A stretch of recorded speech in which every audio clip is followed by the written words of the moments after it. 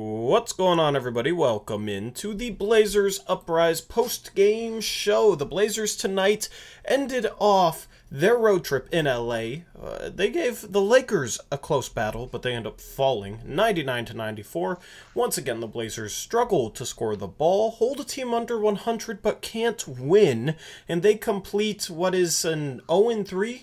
Is that correct, Eric? An 0-3 road trip. No, we beat Houston. We were 1-3. Oh, well, I didn't count Houston because Houston absolutely four-game sucks. road trip. Yes. 1-3 on the road trip. We talked about the Blazers maybe being able to pick off some of these wins on this road trip. Eric, Houston, obviously easy team. The Lakers banged up, missing LeBron. They've been struggling. OKC as well. But the Blazers seem to finally be trending towards a direction in terms of their performance, and that direction is tanking. Okay, obviously none of these players are tanking. Obviously none of these coaches are tanking. These guys aren't trying to lose games, but the Blazers get their second bad loss in a row. This one wasn't quite as bad as OKC, but this one was an ugly basketball game, to say the least. Eric, what were your thoughts on this performance from Portland today, and what are your feelings on it? Man, you say that like OKC didn't play better than the Lakers did tonight. I didn't see OKC tonight. No, I mean, I'm saying, like, I felt like OKC was a better team than the Lakers tonight. Yeah. Like, the Lakers are just bad. We're worse, though. So, on a night where OKC, Sacramento, Orlando, and Houston all win, if you're worried about that kind of thing, probably a good thing that we didn't pull out this game.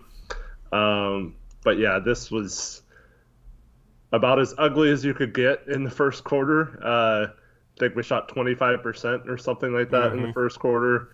Just terrible basketball. Had a great second quarter, 37 points in the second quarter. Yeah. Then we played about as good as we played lately. We were moving the ball, getting good shots. Everyone was hitting those shots.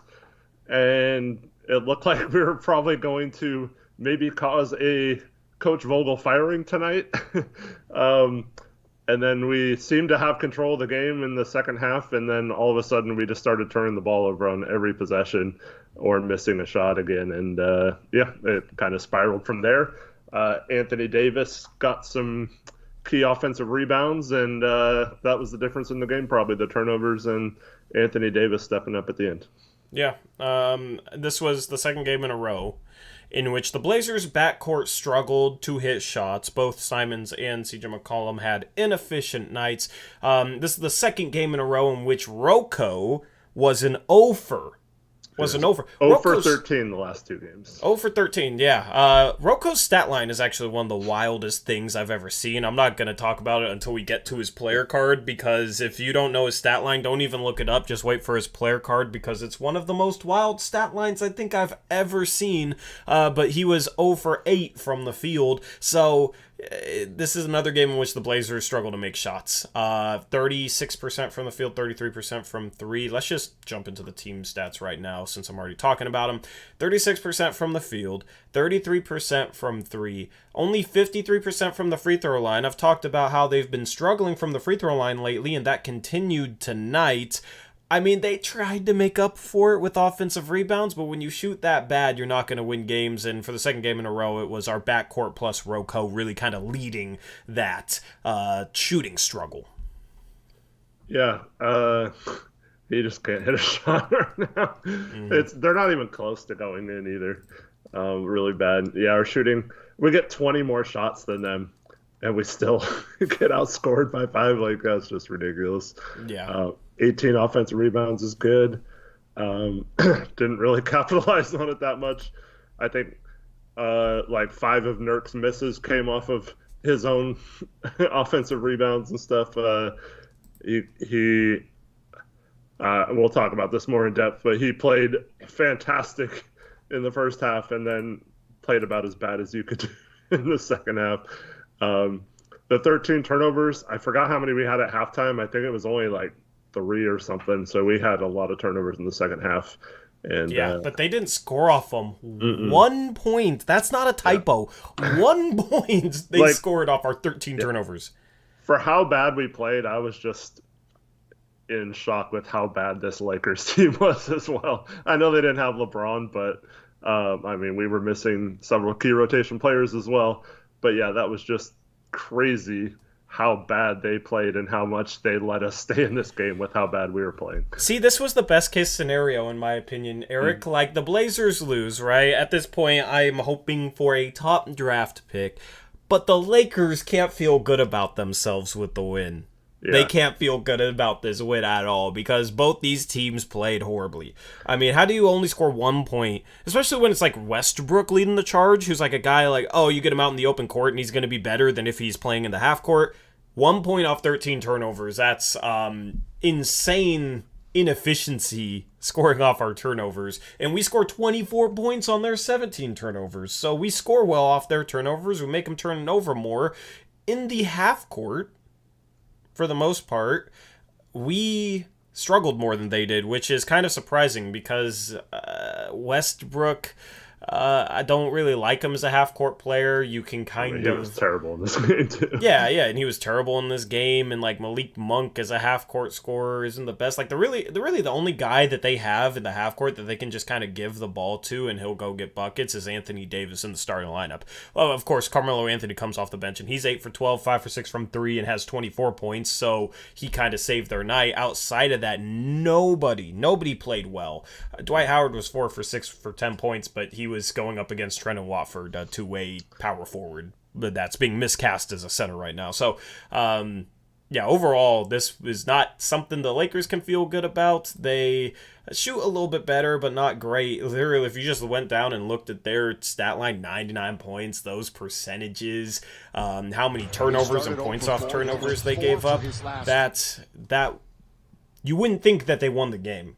Just looking at their side of this slide. So, overall, ugly game. Yeah, only hitting 11 threes, but only having 32 points in the paint, too, for them. Like, yeah, how did they score? So, like, I don't know. Mm-hmm. Obviously, they got to the foul line. That was the difference. But, yeah, they only shot 67% from there. And then we, of course, were horrible from the foul line, 53%. So, yep. Yeah. And the main scene is glitching out again. For whatever reason, I don't know why. Why is that happening? I don't know. I guess we'll just go to this. See, this works. But the main scene right now is just a black screen. So, thank you, Streamlabs. I guess we'll just do this for now. Our Twitter space is not live. Whatever. What were your other thoughts on this game? We'll get into your breakdowns in a second. Defensively, do you think it was a well-played game? Do you think it was the Lakers just being...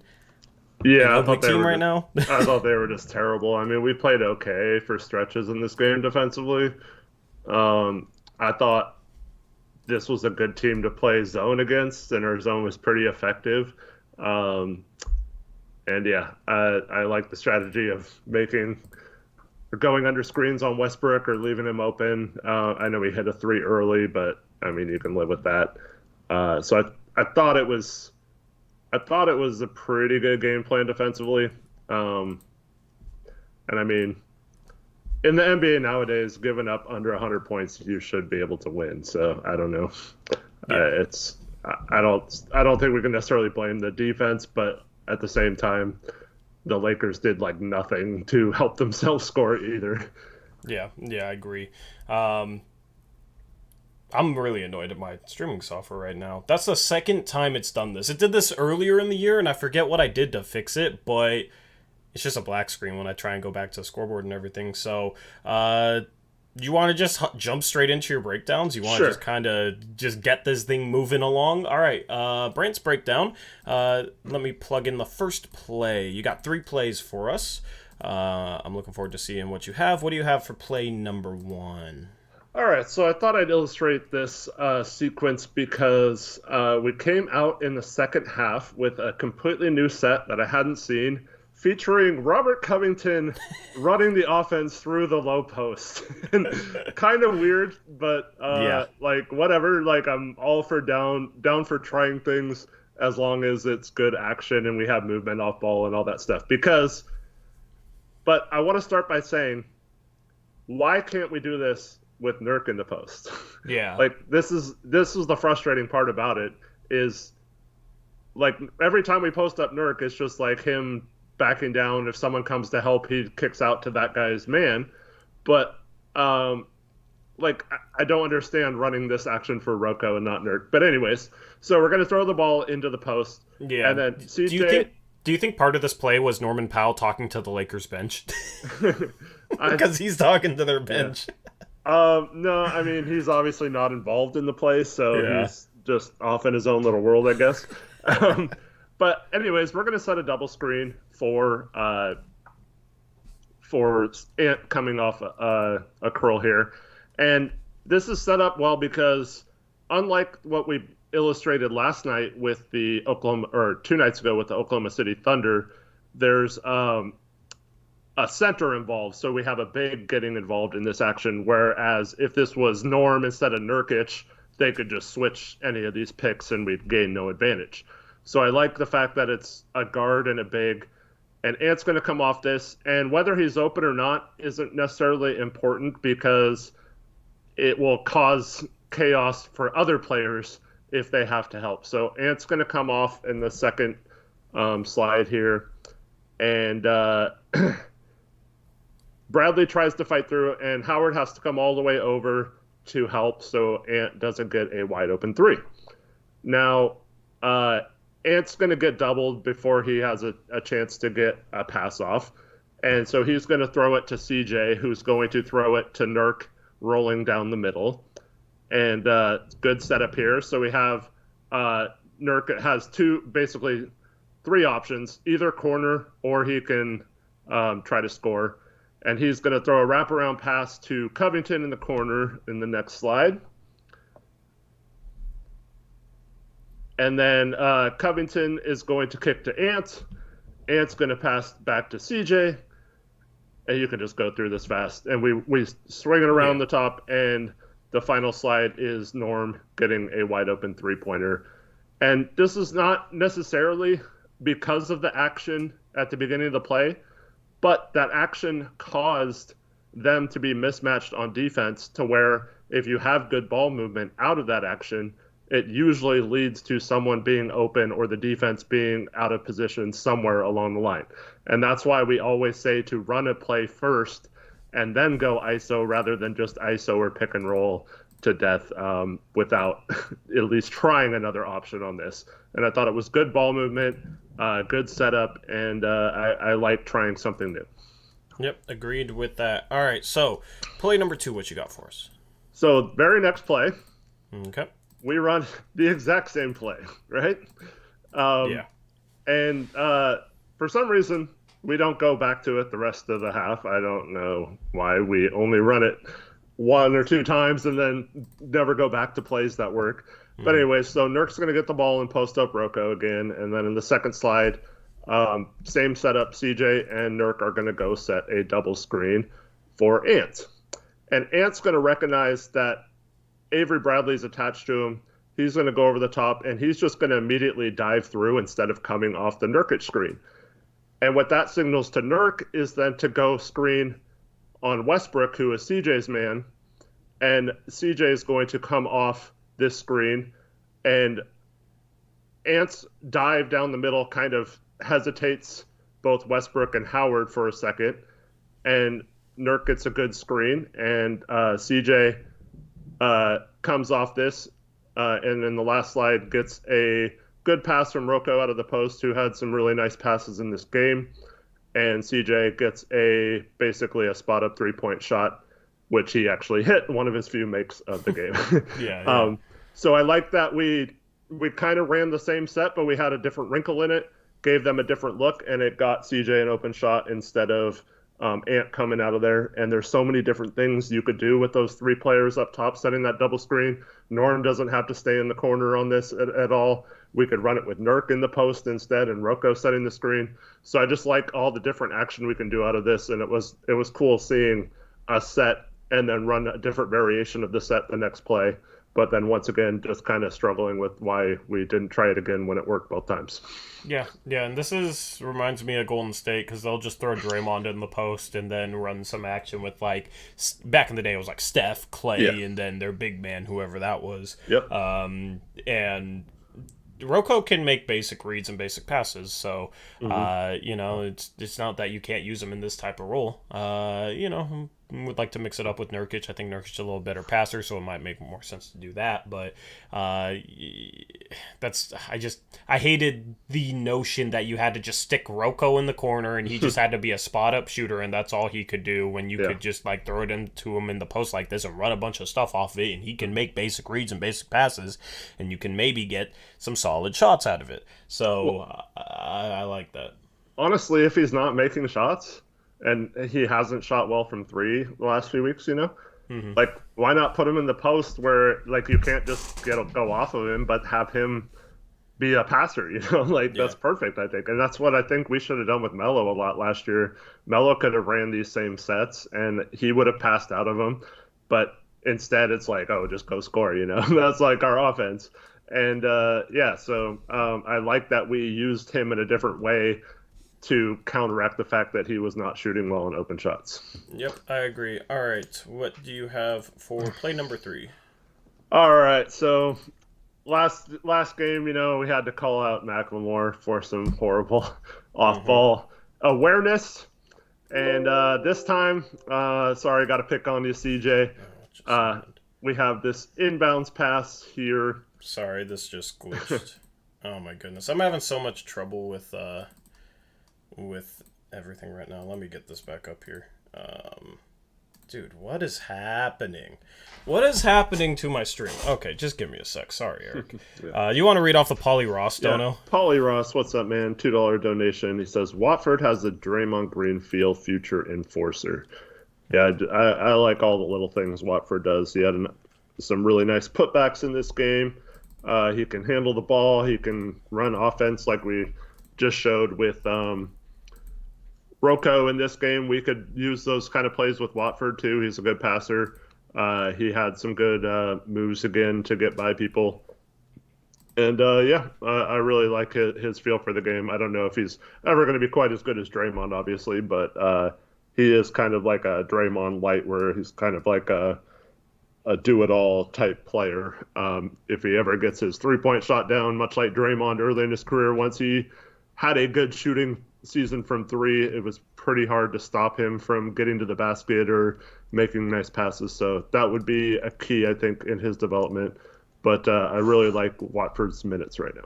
Yep, agreed. Thank you, Polly Ross, for the $2 dono. All right, Eric, I got it back up. We're good to go. All right, so Lakers have the ball underneath the basket.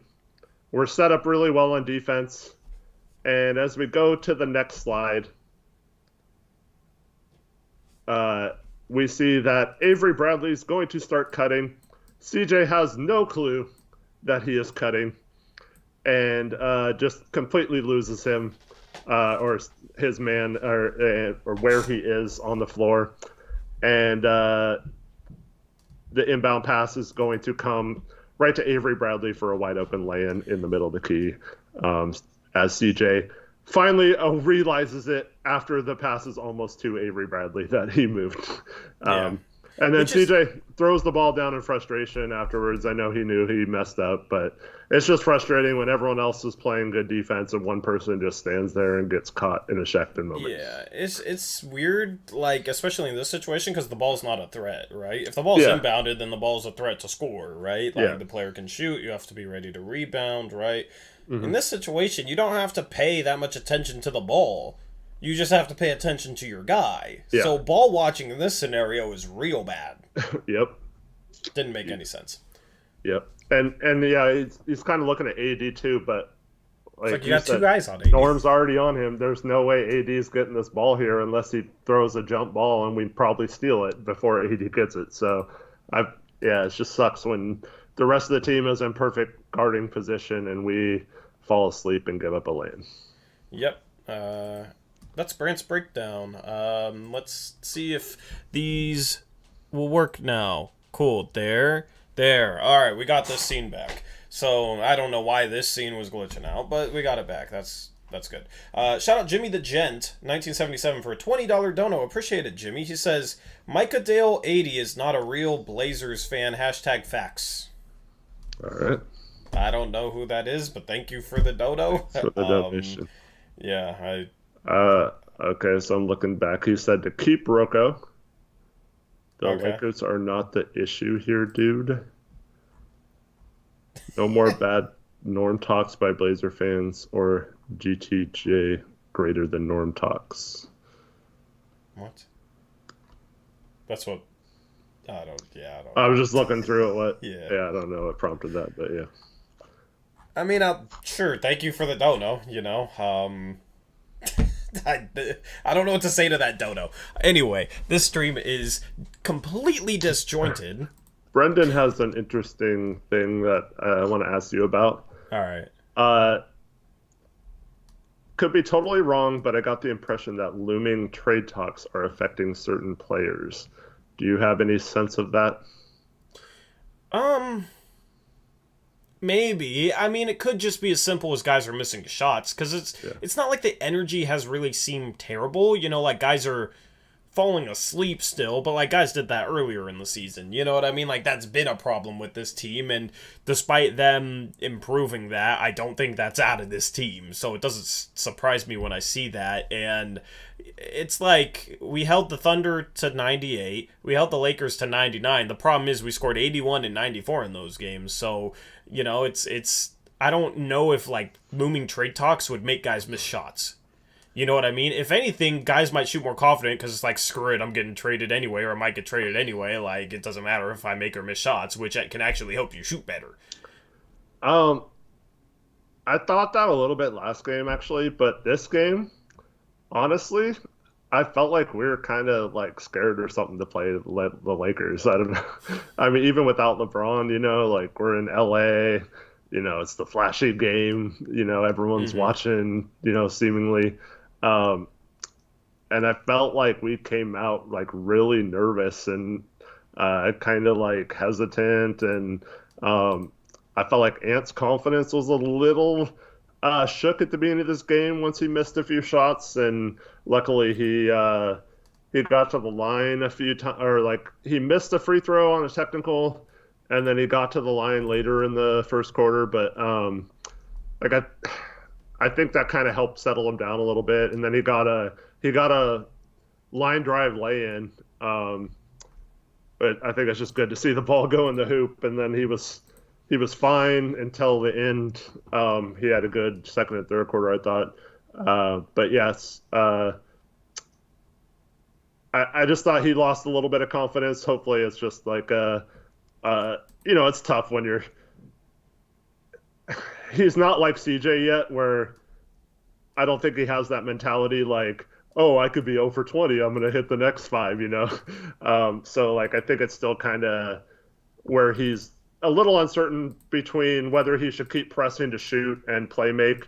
And I think it's the right decision to maybe play make in those situations, but you also got to keep shooting because we don't really have anyone scoring in this game other than Nurk in the first half. And then Norm started hitting as well. But yeah, I think it was a little bit of confidence, and CJ is just going to shoot no matter what. So he could be having his worst game ever, and he's still going to throw it up there. So I felt like he should have maybe taken a few less shots in this one. But yeah, it's hard to complain when the whole team seemingly is out in a funk at the beginning. To be fair, Simons did shoot one extra shot than CJ, which I'm not complaining about. I got that feeling a little bit more like a couple weeks ago. Yeah. And I'm not saying you're wrong, and I'm not saying I'm not getting that feeling now, but I but feel like Simons is being more confident when he's missing shots than he was like a couple weeks ago. So there's progress. I mean, like Simons hit 7 though. CJ only hits 5. It's not like CJ was like making the same amount either.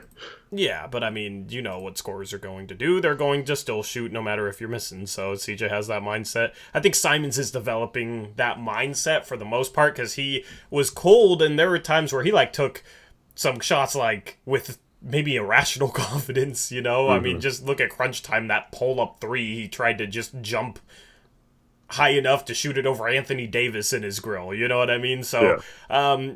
so I think Simons is kind of getting more to that mentality. And like some fans hate that mentality, but as a scorer, you have to have that mentality. You have to be confident. You cannot let your prior misses affect if you're able to do your job effectively as a scorer in the minutes to come.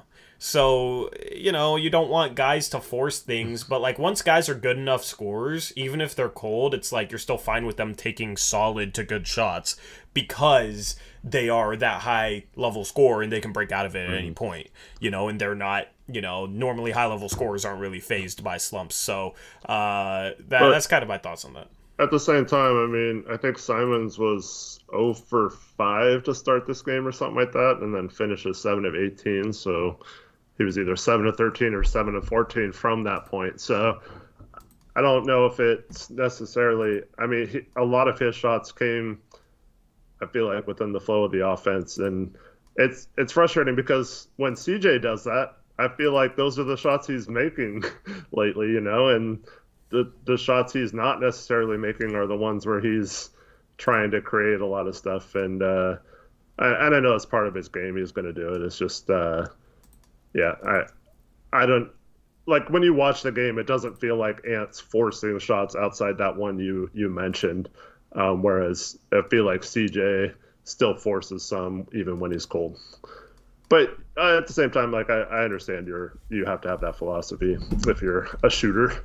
Yeah. I mean, it's just a tricky thing. Like whenever you're aggressive, pretty much in any sport, you're going to be a little bit more prone to having bad games than if you're conservative, right? Like if you're a quarterback in football and you're aggressive and you have a lot of talent and that aggressiveness helps you win a lot of games, there are times where that aggressiveness you're going to kind of, you know, not have it, and because of that aggressiveness you're going to throw a couple picks and that might lose your team the game, and that might be a bad thing. And I think it's the same thing with scorers, right? It's like when you're a good scorer, that aggressiveness is more often than not going to help out your team because it's going to draw extra defenders, which leaves other guys open.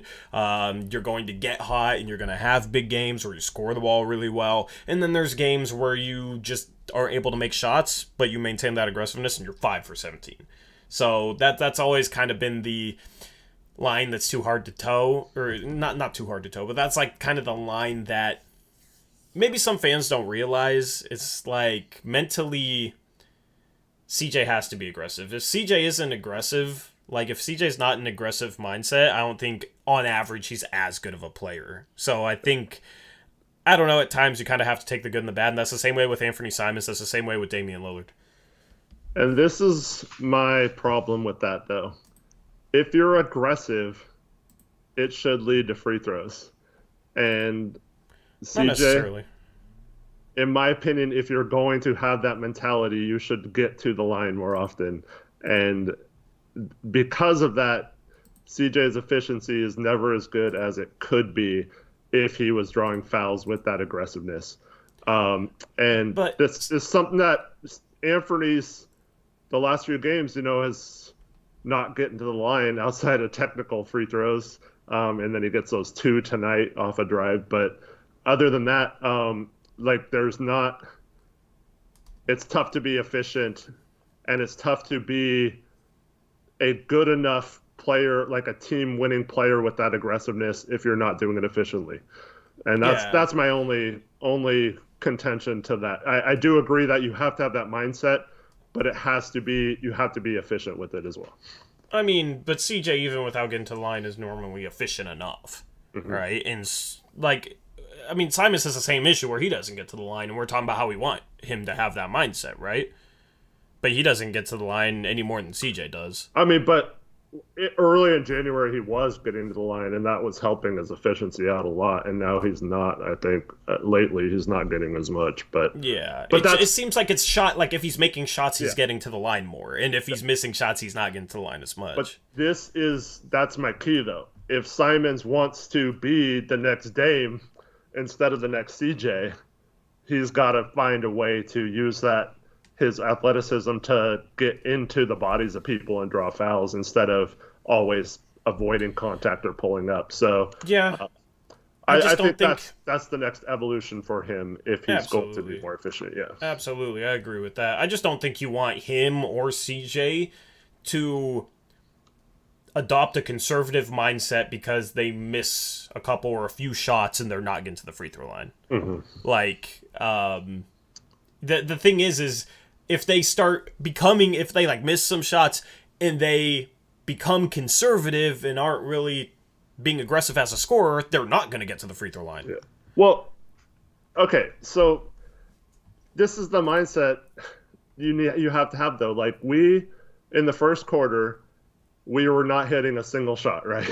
Yeah. We were 6 of 24 or something like that in the first quarter, but they were in the penalty like the last 5.5 minutes of the quarter, and so when you're not scoring, you should be trying to take it at people and trying to draw fouls, not like being reckless and stupid and stuff, but like you should be trying to get to the line if you're not hitting shots. And I feel like that's something that Dame is really good at times, and he'll recognize that and drive into the big man or something, and he might not get all those calls, but at least he's trying to get to the line and trying to get them in more foul trouble and stuff like that. Whereas I feel like CJ and hopefully Ant doesn't fall into the same category as his game progresses. But that's just you have to have that kind of skill set to where you can kind of be crafty and get to the line in those situations when you're struggling shooting. And I feel like we're just kind of avoiding trying to get to the line. I guess my issue is like this game and the last game, the past two games. CJ shot better in the last game, like Simons was horribly inefficient, right? But like the past two games, I think CJ and Simons have been as aggressive as each other, forced as much as each other when they're struggling, like haven't gotten to the line. Like they've been, like their approach to the game for the most part has been like very similar. And it's like, it's a problem. Like CJ's the problem and it's fine for Ant and we want him to be aggressive. Well, I think the difference is CJ has had, this is his, ninth season or whatever.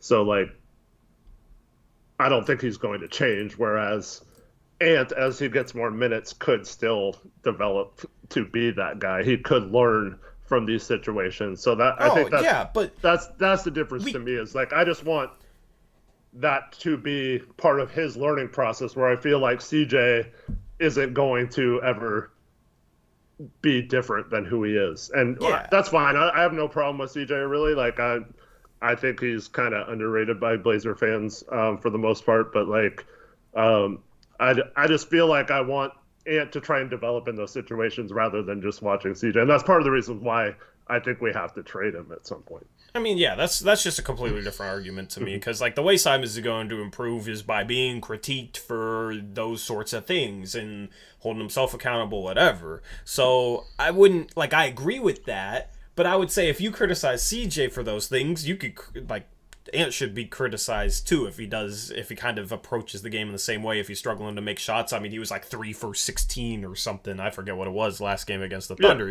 So I mean, well, we said he had a bad game. So yeah. I mean, it's just, I don't know. It's like, it just seems a lot louder when it's CJ than when it's Ant. And I mean, I understand why, because Ant, it's like, he's taking a step forward, and this is kind of who CJ's been. Like, the expectations for CJ going into the season were higher than the expectations for Ant, obviously. It's just, overall, I don't have a problem with CJ. I don't have a problem with Ant. If they're, 3 for 15, I want those guys to keep shooting solid to good shots. Yep. Well, once again, I don't think you can just look at it and say Ant took 18 shots, CJ took 17, so Ant was taking more shots and was more like that than CJ this game when, like I said, I mean, that's not what I'm saying. I know, but you're kind of comparing the two's like shot charts and stuff, but like I feel like CJ, the main problem for me is I feel like he could be such a good player in that role where he's like scoring off of kickouts and not, or using his dribbling skills to set up offense for others, and it's just frustrating because he doesn't do those things, and he's not going to do those things ever really, unless somehow, like, what the thought was a new coach would get through to him a little more. Yeah. and I he has been taking less shots than he normally would, I guess. I just yeah, it's just frustrating knowing that we're tanking and we want to try to develop players that are going to be part of the solution long term. Like just seeing him ISO, I feel like is just wasting possible development for other people right yeah now. It's not yeah necessarily CJ's fault. He's been fine since he's come back. He's tried to fit in for the most part. Like I can't even say he's doing anything wrong. I just want those possessions to go to people who are going to factor in the future. yeah. I just like Simons' first 3 shots of this game were 2 shots where he drove from the perimeter and pulled up from like 15 feet and faded away kind of weird, and it was like somewhat contested, right? And those are like CJ shots. His third shot was one where he like drove right at Anthony Davis and was extremely contested and shoots that floater that didn't even hit the rim. And when it's like CJ that does that, maybe he takes a couple extra dribbles to get there, but it's like, oh, CJ's messing up the flow of the offense and taking these terrible shots. And for some reason with Anthony, it's not the same. That's just kind of my feeling on the fan base and kind of how they talk about those guys. So, I don't know. I just think, I don't know. And it doesn't even really matter. It doesn't like this conversation might not be a conversation in like 9 days. Mm-hmm. You know what I mean? Like, I don't know why I'm debating. But I mean, that's why people are harder on CJ is because, like, I mean, let's face it, 90% of the fan base wants him gone, right? So, like, when he shoots, they don't want him to shoot because no one wants him on the team, right? So, and once again, this isn't like me critiquing CJ. I'm just saying, like, that's why you get those arguments. People want Ant to try and take over games. They don't want to watch CJ take over games. They've seen that. They know that doesn't lead necessarily to success, and so they're just ready for someone else to take over. So I wouldn't say it doesn't necessarily lead to a success. It's led us to some big time wins in the past. Yeah, I know. I'm just saying it hasn't worked. Like the last 3 seasons now, it's for sure hasn't worked. Yeah, I mean, offensively, I think we were fine in the regular season last year. I think. See, part of it is, like, this becomes the whole conversation we've had numerous times before, where, like, how much of that is just the system doesn't have enough sets, doesn't have enough movement, doesn't have enough, that sort of stuff, and or players isolating out of necessity compared to, like, CJ just hijacking it, maybe not running a set, yada yada. So, I mean, and obviously that's, like, a very nuanced and ambiguous conversation. I just see... Like, the people that have a problem with CJ now, if CJ's traded and we go forward with Anthony Simons next year, I have no problem with the way Anthony Simons plays, and I think he plays a little bit more within the flow of the offense, but I can definitely see these people that just want Simons to shoot a bunch and take over games and can't stand CJ. I could see these people having a serious problem with Anthony Simons next year. Mm-hmm. And yeah, I won't have a problem with it. No. I mean, I just, it's like there's some similarities, it's just like Simons will kind of do things quicker. Instead of taking a couple extra dribbles to set something up, he'll kind of just go. But it's still like the same shots. But we've seen Simons like evolve though over this last month and a half or so. We've seen him get better at times, and so I think my thinking is if he watches film with Chauncey and those 3 plays you talked about, Chauncey's going to say, why didn't you take it in and get fouled or take it strong to the basket and make them have to foul you?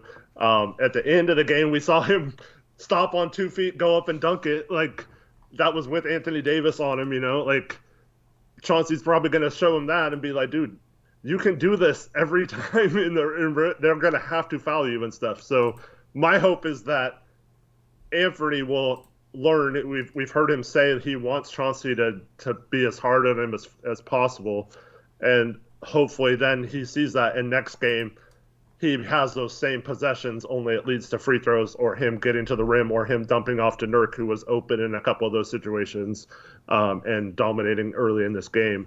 Whereas I don't have any faith that CJ is going to be any different than what he does on those drives at this point of his career. So that's the only difference for me.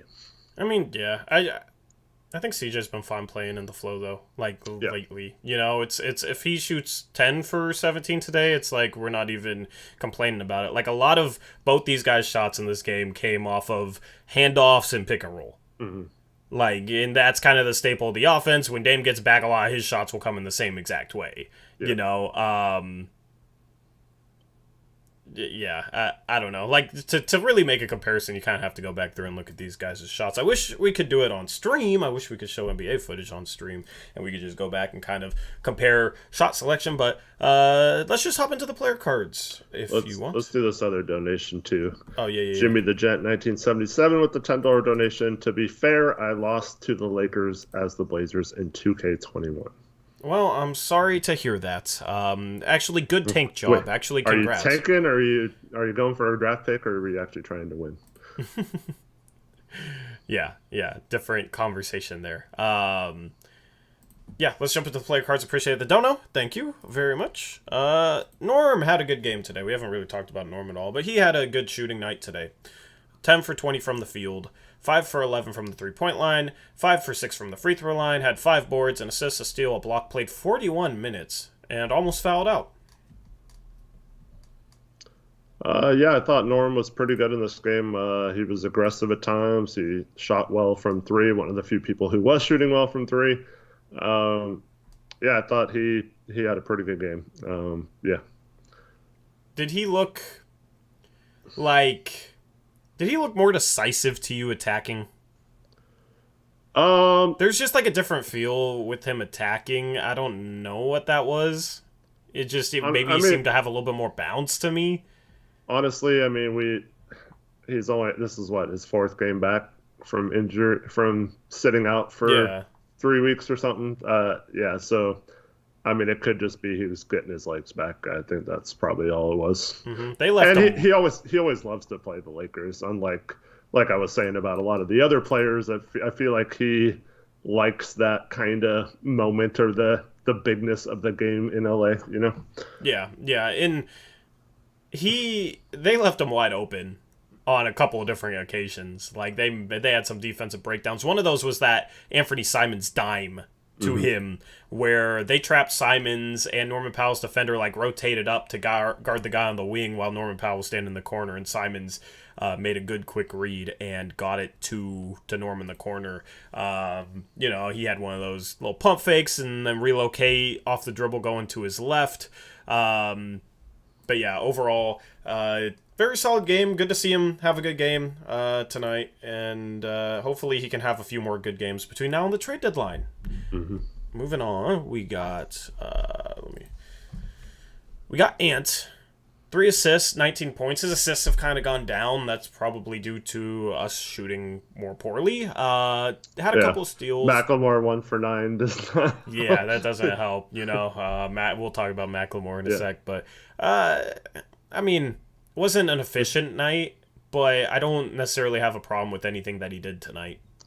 Yeah, his one turnover was in the 4th quarter. He drove past Avery Bradley and he swiped at it from behind. But one turnover out of your main ball handler, I'll take that every time. Yeah. And I feel like, he did have a lot of nice passes tonight. Just we were not hitting threes when he was passing, so didn't really help him at all. Yeah, I agree. Let's move on and talk about Yusuf. He hit back-to-back threes on back-to-back possessions, which was pretty cool to see. Had a solid game, was hot early. Had 16 points, 13 rebounds, 4 assists. His shooting numbers kind of trailed off there, but you like to see 2 for 3 from the three-point line. What'd you think of Nurk tonight? Nurk was dominant in the first half, and he was absolutely terrible in the second half. He was brutally bad. I think he had 14 points at halftime, something like that. Just dominating. Anthony Davis could do nothing to stop him in the post. He was making good, decisive post moves, except for one time where he tried to throw some fadeaway hook shot, and Anthony Davis easily blocked it because it was all finesse. But there's something there when we played the Lakers that we can go back to. And then I just hope they incorporate those plays for Rocco in the post that do some action when Nurk has the ball in the post, so he has somewhere to go with the ball when he doesn't have a good shot. And man, those 3 turnovers in the second half were killers, though. They all 3 on post ups. He just got the ball stripped, and can't have that happen. But yeah, like I said, really good first half, really bad second half. Yep. It's kind of how it's been for him lately. He'll have a half where he just looks phenomenal, and then he'll have a half where he just kind of falls off. But it was cool to see him have some good moments against Anthony Davis, kind of post him up inside. That was fun to watch. Plus, I mean, well, the 1-3 he missed was like a late clock fadeaway. But he don't have that yet. But yeah, 0 for 3 from the line. You don't like to see that. Yeah, I don't know. I don't think he's designed to play 36 minutes. So it sucks we don't have a lot of depth at center right now. So yeah, I would like to see his minutes down around 30 minutes so he's a little fresher in the game. I think that's causing a little bit of the second half, letdowns, is that he's playing so many minutes right now. And I mean, it's good that he's getting minutes. Maybe it'll get him in better shape eventually by playing all these minutes, but I just feel like he's the type of big that has to run around on the court, set multiple picks on offense, posting up, playing defense, getting involved in the pick and roll in defense. It's just hard to keep that energy for 36 minutes a game, no matter who you are, and especially if you're a big man with all that extra weight on you. Yep, agreed. He also has to shoot better from the free throw line because his free throw shooting he's had some bad free throw shooting nights as of late. 0 for 3 from the free throw line for Nurkic as well. What's up, Roy?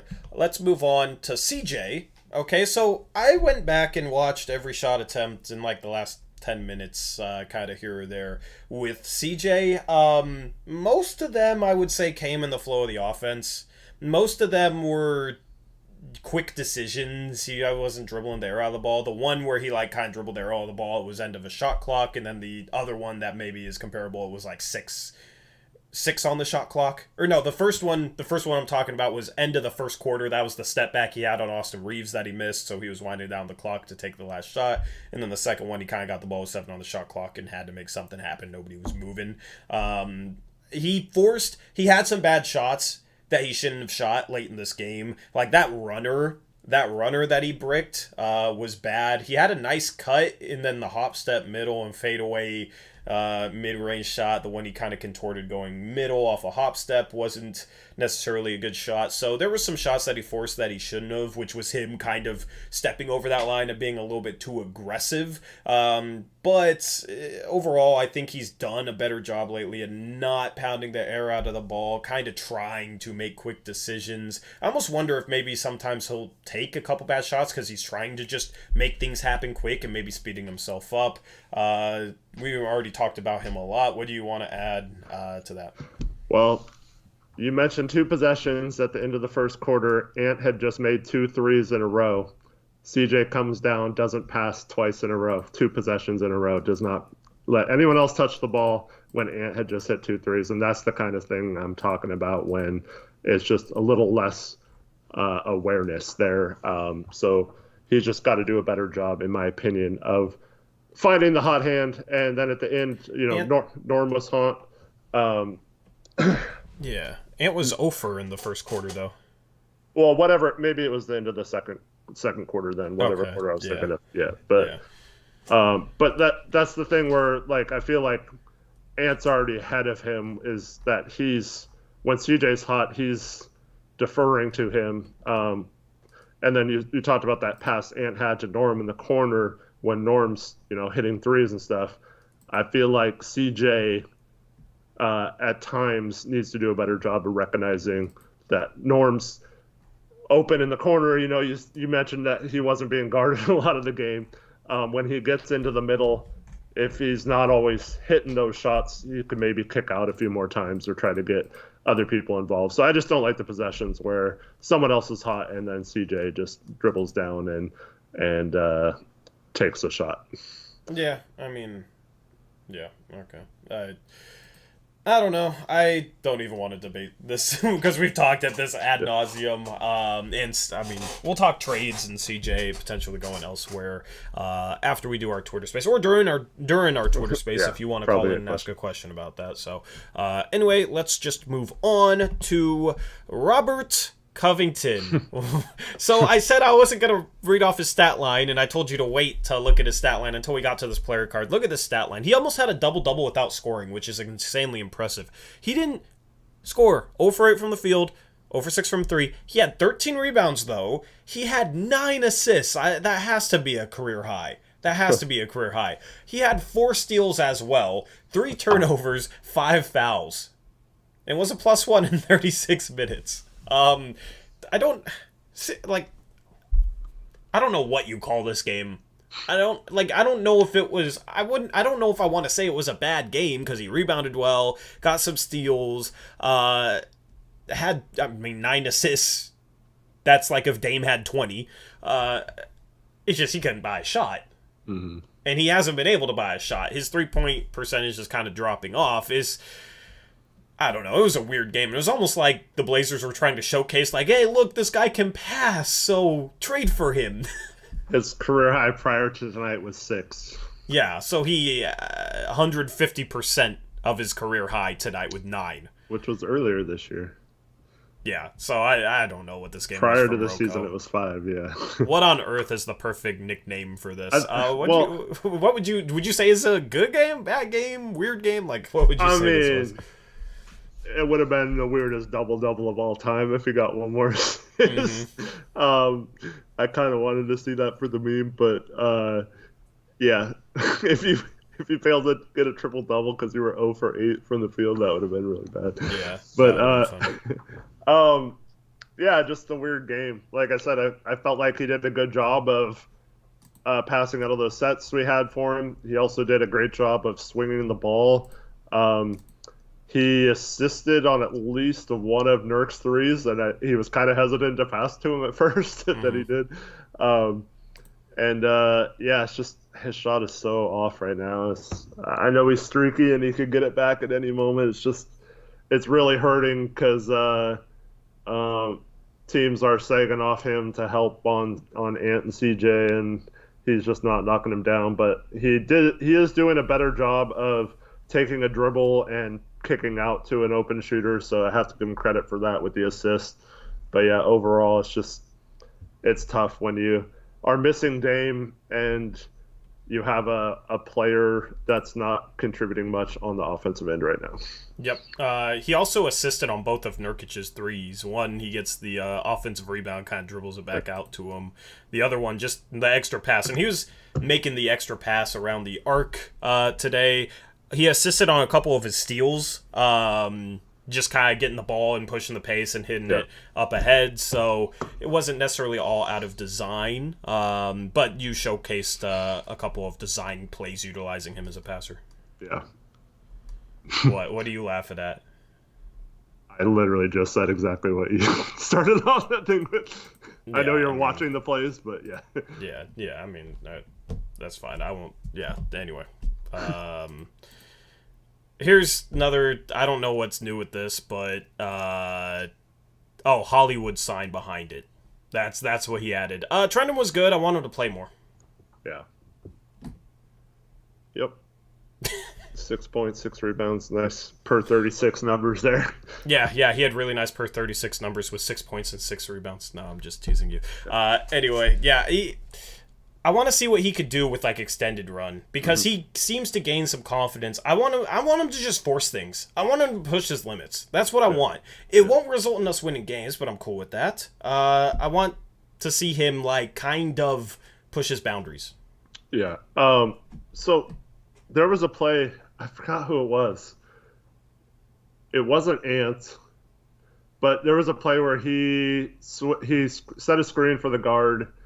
I don't remember if it was CJ or Dennis Smith, and he had Reeves posted up, and he had really good position, and he was like calling for the ball, and the person just like dribbled away and shot it or something. And I was like, man, just give him the ball in those situations because it's not like he's a black hole or anything, and he'll pass out. Yeah, it was CJ.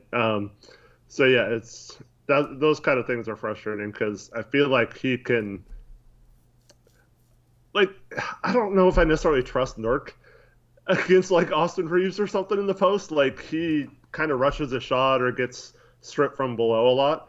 But I'd like to see someone like Trendon, I feel like, who can handle the ball a little better, is a little less susceptible to getting the ball stripped with his handles. I feel like he has really good footwork. And I'd like to see him be able to take advantage of those situations or at least given a chance to. And I felt like that was kind of a selfish play. But yeah, other than that, yeah, I agree with you. Just like to see him get a bigger role and see how much he can handle and how much he can learn from that. He posted up DeRozan a couple of games ago and had a really nice kind of just turned right into his face and just shot it over him. That was nice to see. So he's been relatively efficient. He got a couple tip-in putbacks, so, being aggressive on the offensive glass is a way he can kind of score a little bit more as just an energy guy to clean up some of the mess from our team when we're just bricking a bunch of shots. I couldn't disagree more with Ernesto in chat. It says, Trendon's shot always looks rushed and awkward. Even his floater always feel like it's going to miss. It's the complete opposite for me. It's money. It's cash every time. Like, he hardly ever misses it, so I don't know why you would feel that way. I mean, his shots are rushed if he's making them.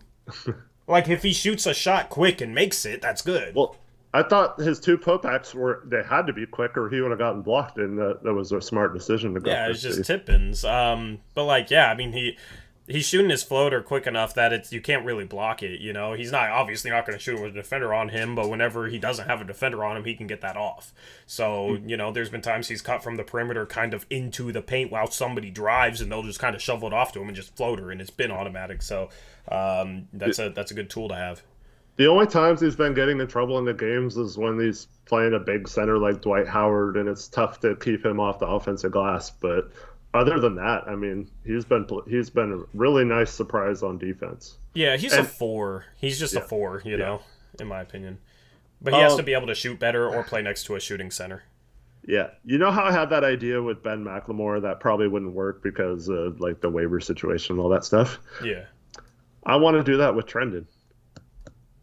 Let's sign him to a 3-year, $6 million deal. Oh, yeah, because he wouldn't be on waivers, right? Yeah, because he's a two-way, so we could just promote him to the lineup and sign him to like a little bit more than the max just to incentivize him to sign for 3 years. Yeah. And have him under contract for the next 2, and then have him be a restricted free agent at the end of that. Well, I've seen people ask, like, why isn't he on a contract yet? Why isn't he on a contract? I think they're just leaving that roster spot open in case they need to take back an extra player at the trade deadline. So yeah, this will be after the deadline. Yeah, I assume, because I've seen people ask that question. That's why. I would be shocked if he's not on a real NBA contract after the trade deadline, and we still have a roster spot open. Like, if we have a roster spot open after trade deadline, he's going to be on an NBA contract at that point, in my opinion. Mm-hmm. And if we use our roster spot, in a trade, if we trade out 2 guys and take back 3, then obviously we can't add them to the roster unless we waive one of those players or buy out one of those players, whatever. Mm-hmm. So I think that's kind of what they're waiting for, and that's what that'll hinge off of. But I expect them on a normal contract for sure next year. I don't think there's any doubt about that. I think that if the next year, Eric, if they had to choose between keeping Greg Brown or cutting Greg Brown so they could keep Watford, they would cut Greg Brown to keep Watford. I don't know if I go that far, just because he's got guaranteed money. But yeah, I think it's obvious at this point they should have that, but I don't think they're going to have the roster spot issue. So hopefully it won't come to that. I think they take the $1.5 million hit next year in dead money to keep Watford. Like, I think at this point he has surpassed Greg Brown, and I mean that's why he's playing over him. At the start of the year, we were talking about like, oh, maybe Greg Brown could get some spot minutes, and looking back on that, it's kind of funny, those conversations. Yeah, well, I mean, I still think he could develop, and hopefully Chauncey can have him grow. But yeah, he's obviously like 3 inches, more of a project wing player right now than. Because I don't think he can play center. Like Trendon can fill in at center at times.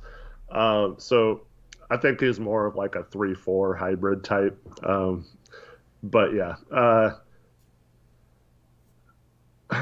in terms of that, then that would free up a two-way, so we could go back and sign like a Cameron McGriff or a Reggie Perry, or pick any number of G League players or someone that's not in the league right now to a two-way.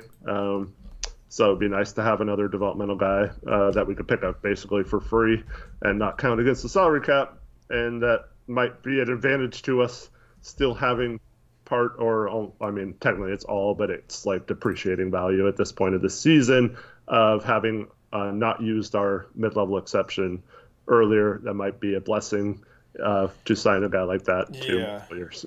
I so I see in chat Greg Brown still has a higher ceiling. Don't I don't know. I don't know about that. Like, Greg Brown has a higher ceiling because of how athletic he His is. athleticism makes it that way, probably, but yeah. But, like, he is so far away, like, feel for the game, skill-wise. And I know he's young and very raw and, like, 19, 20 years old, so he has a lot of time. I'm not saying he's not going to be an NBA player, but, like, if we talk about I feel like it's irrelevant to talk about Greg Brown's ceiling because of how far away he is. I just don't think there's really much of a chance he reaches it. Whereas, like, it's much more likely, in my opinion, for Trendon to become the most that he can be to kind of reach his ceiling. So I'd put more stock in Trendon for that reason. Yeah, I mean, I don't have a problem with anyone arguing either side of that. But yeah, at this point, Trendon looks like a completely capable NBA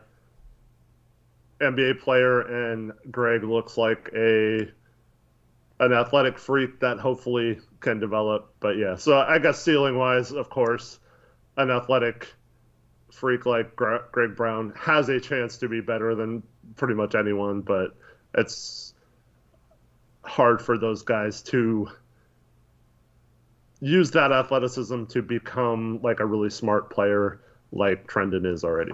Yeah. I mean, I'd rather take. I think the mentality, the mental part of the game, Trendon just has an edge in, and that's why he's playing right now. So, Yeah. I mean, hopefully Greg Brown can get there. That would be awesome. I like what I see out of Trendon. I didn't expect. I mean, I liked Trendon before the draft. I put him as like one of the guys the Blazers could draft if they buy a second round pick. I made a video about that around draft time, and he's one of the guys. I liked him in college. I just didn't expect him to be as high IQ of a guy and as good of a defensive player as he's been. Let's move on and talk about 17-minute per game Westbrook. What a comparison. 4 points, 3 rebounds, 2 assists, 1 for 5 from the field, 2 for 5 from 3. 2 for 5 from the free throw line. Yeah, because Dwight Howard is a moron and fouled him on a 3-pointer at the end of a shot clock. Yeah, and he made one of 3. Yeah. And his one field goal was that into shot clock turnaround 15-foot fadeaway shot that just happened to rainbow in. Not a good game for Dennis Smith, unfortunately, tonight. I still don't understand why people want him in the rotation next year if we're trying to win games. I still don't get it. Yeah. And like the more and more I watch this guy, like the more and more I don't get it. I don't like chat. Do you guys want this guy in the rotation next year? I'm fine with him as a third guard. Yeah. I'm completely fine with him as a third guard. A guy that can play some spot minutes, come in, kind of run things, and play some defense. And, attack the rim a little bit and get some buckets. Right? Third guard that's not in the rotation, like, I'm fine with that. Players we've had in the past in that role, we've had some awful players in that role. It's weird because, like, last year he was starting to look a little smoother on his jump shot, but now it looks like he's got a hitch in it again, and he's doing some weird thing with his elbow, and even on free throws, it's just not looking pretty. He needs to lower his set point. Mm-hmm. Like, because he when he shoots, man, he just, like, it's almost like he tries to, like, stick his elbow towards the ceiling when he shoots. Yeah. It's like it's weird to me. It's weird to me. I feel like if he just kind of embraced the game, like, all right, just kind of get the ball right here, right? Just kind of right in front of your face and shoot it up, he'd be fine. It's just he, like, sticks his elbow way up there on his set point, and yeah. it's impossible to have, like, I won't say impossible, but it's really hard to have a smooth shot when you do that. Like, the rhythm is harder. Because instead of everything just kind of, like, up and out, takes a lot of time to get your elbow up there. And a lot of times he shoots the ball on the way down. Because it's like, once he's to his set point, he's starting to fall from his jump. You know what I mean? Like, have you noticed that? Yeah, for sure. So yeah, I mean, it's just weird, man. Like, he needs a shooting coach. If he can figure out how to shoot threes, I'd be fine with him in the rotation if he could shoot threes. Well, I've said that all year, and that would open up the rest of his game, his driving game. Like, he would be a good player, and that's why he was drafted 8th. Is because like people thought, okay, this guy at some point is going to figure out how to shoot. And then with his athleticism, his quickness, his passing ability, his ability to slash, like, if he can knock down threes, it'll open everything up. And he just hasn't figured that out. Mm-hmm. So, Priest, I'm glad you enjoyed that. Anyway, anything else you want to say on him? Nope. All right, cool. We'll move on to the Elegoat was back. He has a unicorn horn now. 2 points, 3 rebounds, 1 for 2 from the field in 9 minutes. Yep. He was aggressive. I don't think he really did anything bad out there. But you could tell he was kind of limping a little bit at times. I like his aggressiveness on rebounds. Had a nice cut. I forgot who found him for that lay-in. But, yeah, I didn't think he did anything bad, but didn't really stand out other than the hustling either. Yep, he should have had 4 points. He stole a rebound from Anthony Davis and got called for a foul that looked like it might have been clean, and he acted like it was clean. So, maybe should have been a little bit more. Let's move on to the final player. It's Ben McLemore, 1 for 9 from the field, 0 for 5 from 3. Earlier this season, he had a 28-point game against the Lakers, but seems like McLemore has kind of entered a bit of a shooting slump. He's been very quiet lately, Eric, and this was another one of those games. He got his shots up, 9 shots in 17 minutes. He just didn't make any of them other than 1. Yeah, I feel like he's starting... I mean, I know he's been forcing threes all year, but I feel like he's starting to take some really bad ones. And I wish he would go back to trying to get him open shots within the flow of the offense. But yeah, he's a shooter, so he's going to shoot those. That's just what his reputation is now. So unfortunately, he's just got to continue making him at a 40% clip, or he doesn't really provide much out there. And unfortunately tonight, it wasn't a very good game. He had a couple of times where he drove, and it was like solid drives, and he got to the rim and just didn't finish. Yeah. So, I mean, I don't really have a problem with that. You just got to finish. He's just not known for that. He's a shooter. So, yeah, I mean, tough game. He's shown that he can knock down tough shots. There's stretches where he's hot, where it's like the more guarded he is, the more likely he is to make it. The problem is when he's not hot, that's not the case. And he has not been hot shooting the ball in at least a few games now. I'm going to look up what he was shooting going into this game because I'm curious to see where his three. It was 42% or something like that. Was it still that good? It was 41%. So. I was surprised. I thought it was going to be below 40 with how he shot lately, but he's had some games where he just hasn't shot a lot though too. Yeah. So Ernesto said he's being scouted more, but I'd like to see, that one time they curled off that and dove to the basket and he got a lay-in or a dunk off of it. Mm-hmm. I'd like to see him, if they're going to overplay him for 3, cut a little more, like we talk about with everyone. Yeah, I agree. So, like, he was 1 for 4 against OKC and only played 12 minutes. And then the game before that, he was 3 for 11. So, the past 3 games, he's been extremely quiet. The game before that against Houston, he was 4 for 9 from 3, so that was a little bit better. But, yeah. No Snell tonight. No Snell. I mean, I'll take McLemore on 1 for 9 shooting over Tony Snell. So, Anyway, that, I think... Yeah, that wraps up the player cards. Let's head over to our Twitter space. Our Twitter space should now be live. Cool, yeah, I will link it in the chat. Call into the show, talk to us, give us your opinion, or give us a question. It can be either. You just have to call in on mobile. You have to have a Twitter account. if your profile looks sketchy where like you have one tweet but somehow have like 25,000 followers, we'll probably not elect to accept your call into the stream. That happened like last post game show, and it could just be a completely normal person. But if you have, I don't know how you could have one tweet and 25,000 followers, Eric. Well, I don't know. I mean, you might as well. We haven't had any like super bad people on here, so I don't risky until it becomes a problem. We can have a risk or two. But Zach wants to start us off tonight from the Blazers Uprise account because he can't get on his account and host. I mean, he can talk from the yeah. So he has a question for us right off the bat. All right, yeah, we'll start with him. Let me hop into there, Eric. I don't have it up yet. And we'll take Zach's question first and just jump in, request to talk. You guys should know the deal, unless you haven't watched us in a month.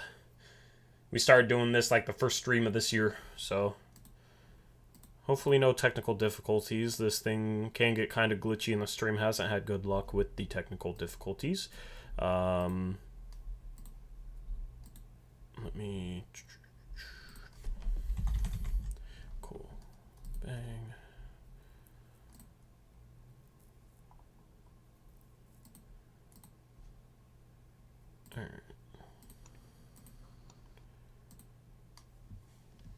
Alright, there's my co-host. Cool. Sorry, just getting set up here.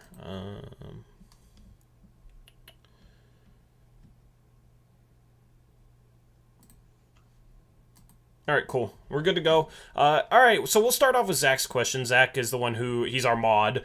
If this is your first time tuning into a stream, you probably don't know him, but if you've ever tuned into a stream before, you probably know Zach. He sets up the Twitter Spaces for us, and he has a question. What's up, Zach? What you got?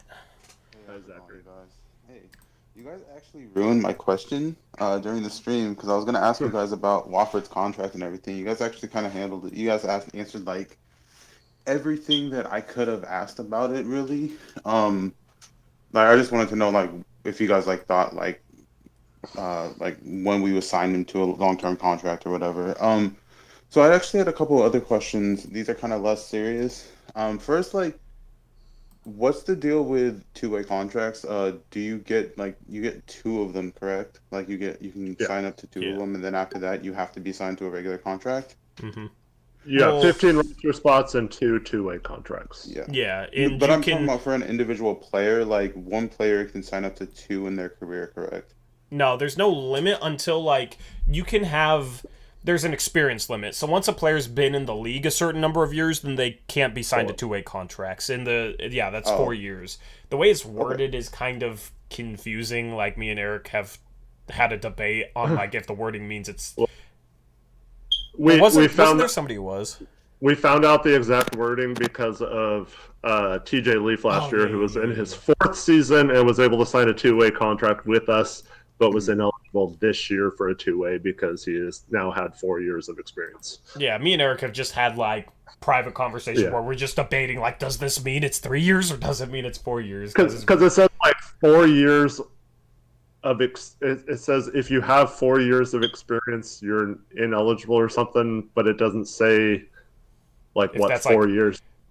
If it's 4 years, or if you have 4 years, that means you're in. I don't know. Yeah, so like it was confusing because it's like if you're in your fourth year, does that apply, or is it after your fourth year? Does that apply? That was kind of the confusion. But yeah, so and you can sign four two-way contracts every year of your career until you have 4 years of experience. That's kind of the limitation on that. Okay, so then here's my question.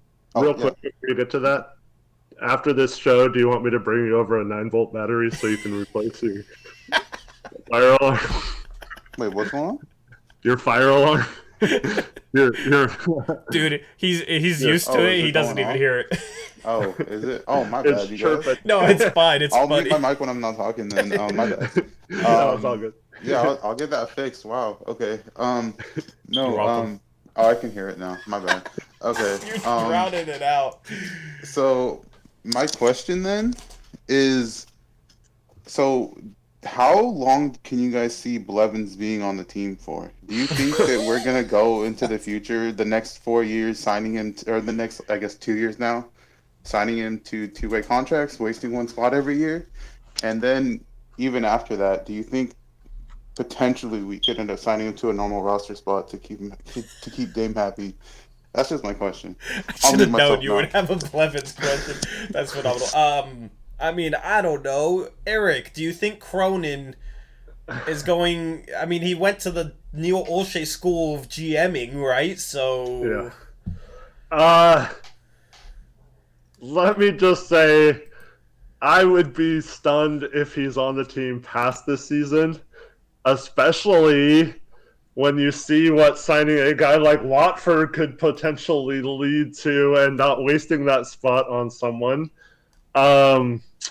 Especially if Dame signs the extension relatively early in the offseason as soon as he's eligible to do so, and then we wouldn't really have to worry about pleasing him in that situation.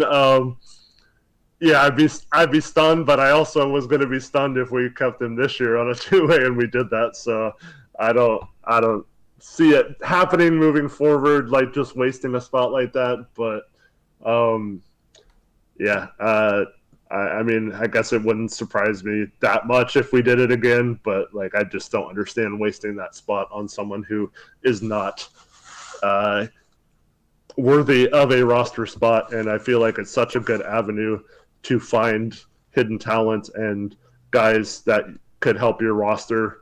And I don't like the way we've utilized that other than with Trendon this year. And that year with, I was fine with it the year with Moses Brown and Jalen Horde because I felt like those were two decent uses for it, but we didn't really develop those guys either. They just need to make him a guy who works at the practice facility and helps their players with their workouts. That's what he needs to be. Yeah. Yeah. Make him like the player development coach or whatever, yeah. The assistant to the assistant player development coach. Yeah, exactly.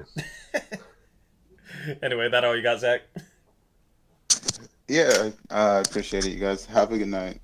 Yeah, thanks for running the space, man. Let me know if you need a 9-volt battery. I got I'll you. get one. My bad. Thanks for letting me know. I had no idea. All right. You can't hear that? I honestly, I can hear it now. I've heard it every now he's gonna hear it every time, Eric. Like he couldn't, exactly. Like he wasn't phased at all, and now he's gonna get a headache. He's gonna. I mean, Eric might have saved my family's life. He needs. What if there's a fire, Tori? Exactly. Eric saved my life. Thank you, Eric. I mean, if it's beeping, does that mean it'll still go off if there's a fire? Yeah, but I think like the battery's going low or something. I don't know. Who knows? Who knows how this stuff works? All right, we need more callers. So someone call in. All right, see you. Bye. Have a good night, man. Request to talk. We got Mills Woj here as a listener. We got Aeromancer, Falcons Vision. A lot of people that have called in the past. So okay, here we go. Aeromancer, you're being added as a speaker. And yeah, you're now live on the Blazers Uprise postgame show, man. What you got? Hey, what's up, guys? How's it going? It's going good. Good to be on again. It's been a second since I was on here, but my question is about the other best player on the Blazers besides Blevins, and that is Greg Brown. I'm just curious why he hasn't been playing in the G League. Is he not eligible, or what's up with that? I think part of it is because we don't have our own G League team, which makes absolutely no sense. Give me a G League team up here in Vancouver, Washington. I will do the post-game shows for the G League team. They can pay me to do that, and I will do it. I mean, I think that's part of the reason. We've never really utilized that, and every team... Pretty much every other team has a G League team that they utilize. So if we had our own G League team, I think we would be sending him down and getting him some PT because that's kind of what he needs. Like he needs to play. He needs to play at a level in between what he did last year in college and the NBA, just to kind of get him a little bit more used to the speed of the game, because the college game, I think, moved a little too fast for him.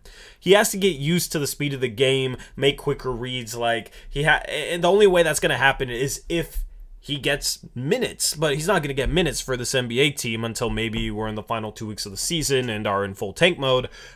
So right now, I mean, I'd love to send him down to the G League. He needs that sort of experience. He's be one of those guys that I think would benefit the most off that type of experience, and I think just not having our own G League team is the reason why we haven't done that, Eric. Well, it's also because of COVID. There's no,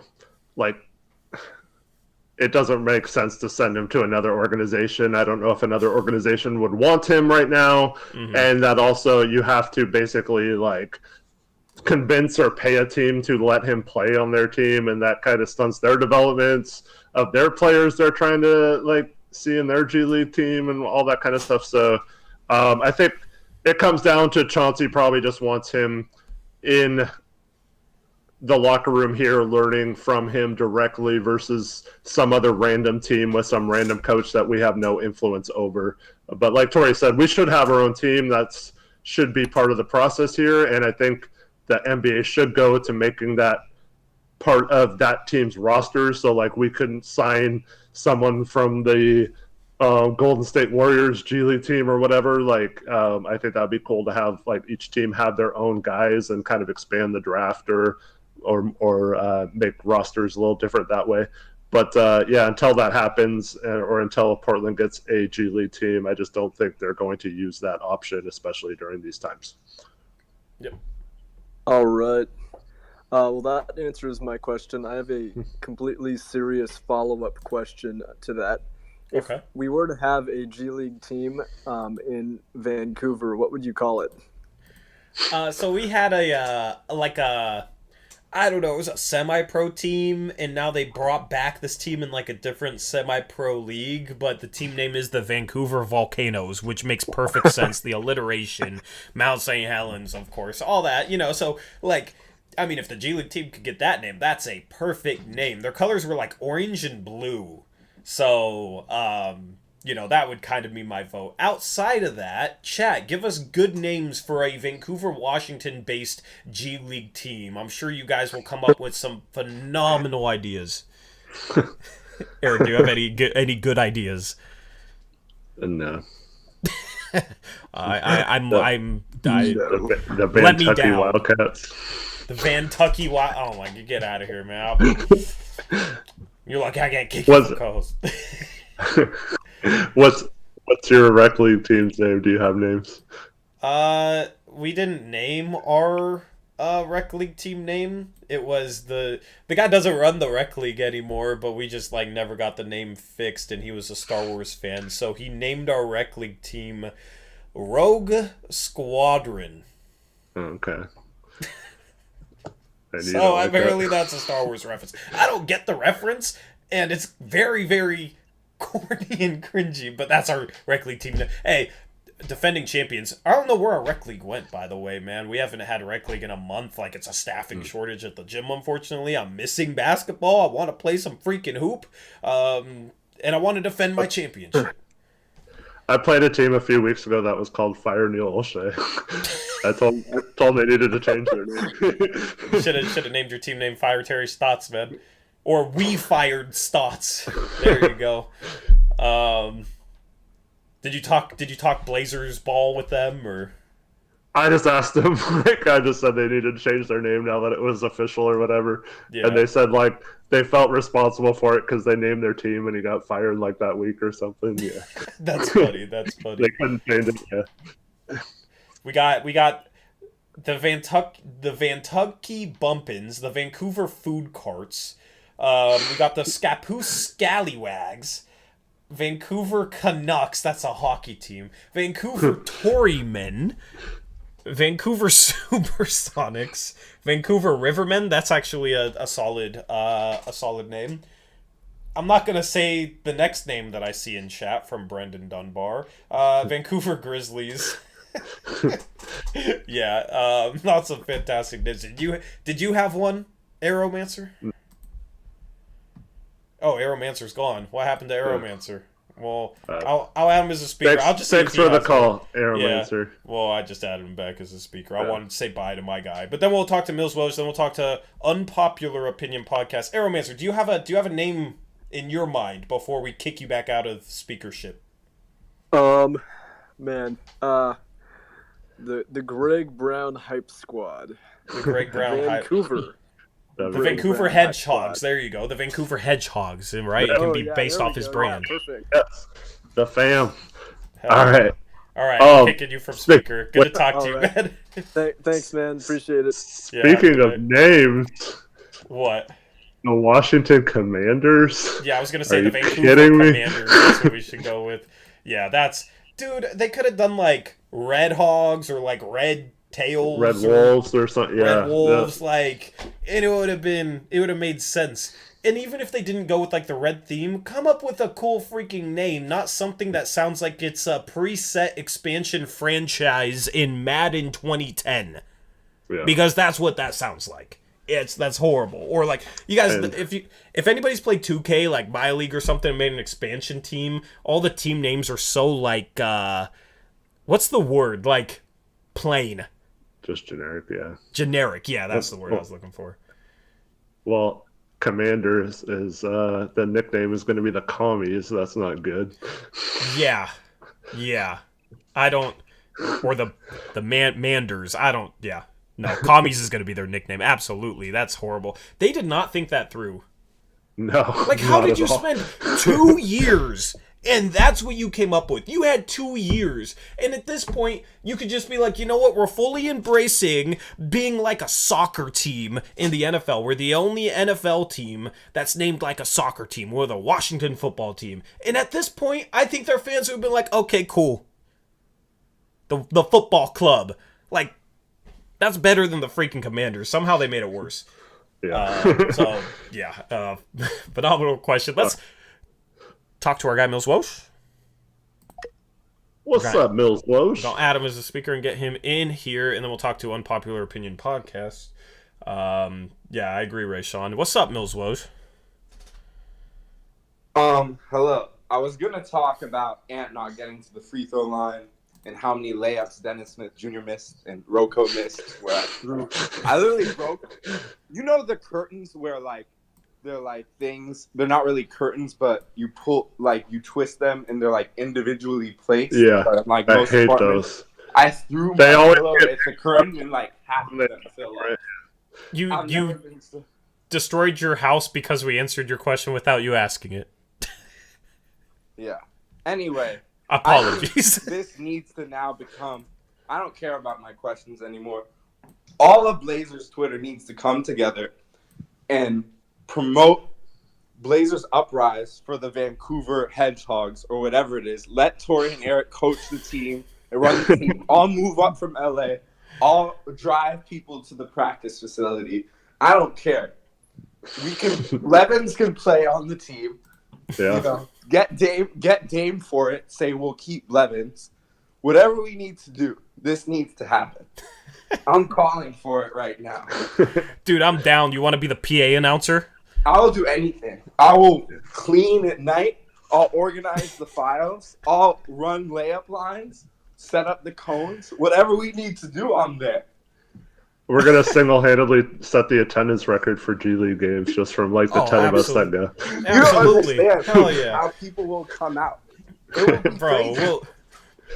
yeah, I mean, I'll just give away season tickets on every stream during the off season. And you know, if you guys are the coaches, we're gonna be moving the ball. There'll be no drop scheme. We'll be full court pressing. You don't know what we're gonna do. Oh, I mean, I'd coach like a meme. I'd coach like a meme, dude. We'd full court press, like try and put 150 on the board. Mills Walsh, how many games into the season before Torrey rips off his suit and he's in full jersey underneath and checks himself into the game? I mean, What's the over-under does on that? G League have a preseason? I don't know. Maybe first preseason after game. the first scrimmage against the South Bay Lakers or something like that. Yeah. Hey, We gotta- Why don't we have a G League team though? It's it really doesn't make ridiculous. sense. It's really ridiculous. Because, like, this is the type of fan base that would, like, probably watch some G League games. Like, I feel like The we'd Kings- support our the G League Kings team have a more. G League team. Yeah. Well, like, everybody except for us in Denver? No, I they think do. Denver's getting one. I think Phoenix is the other one. Oh, There's Phoenix. one. Oh, so, like, us and the Valley Pod guys are in the same boat. Okay, yeah. I mean, I don't understand. Honestly, like, I've said this before. Game 1-on-1 in the G League. Oh, let's do it, dude. Honestly, that's what they should do with the G League is just like get like every game they have to play just a local guy for the entire game.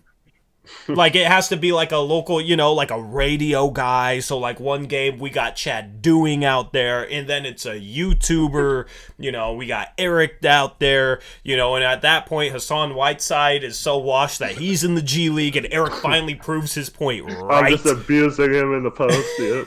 It has to happen. We have to start a hashtag, and we have to just forget everything. Forget trading CJ. This is the only thing that we care about. Dude, I'm down for the movement. I will rename this channel. Whatever our team, Hedgehog Uprise. I wonder if we had new ownership, if they would be more interested in opening it, or if that's part of the problem. Couldn't the NBA force us to get a G League team? Well, like I said, they should have it to where every team has to have a minor league team like baseball does or whatever. Mm-hmm. And yeah. And then we no should two-way. Start tweeting at media members who ask Postgame questions to just ask Chauncey. You should Venmo them. Chauncey wouldn't be able to do it. Yeah. Chauncey would say, "What's the G League?"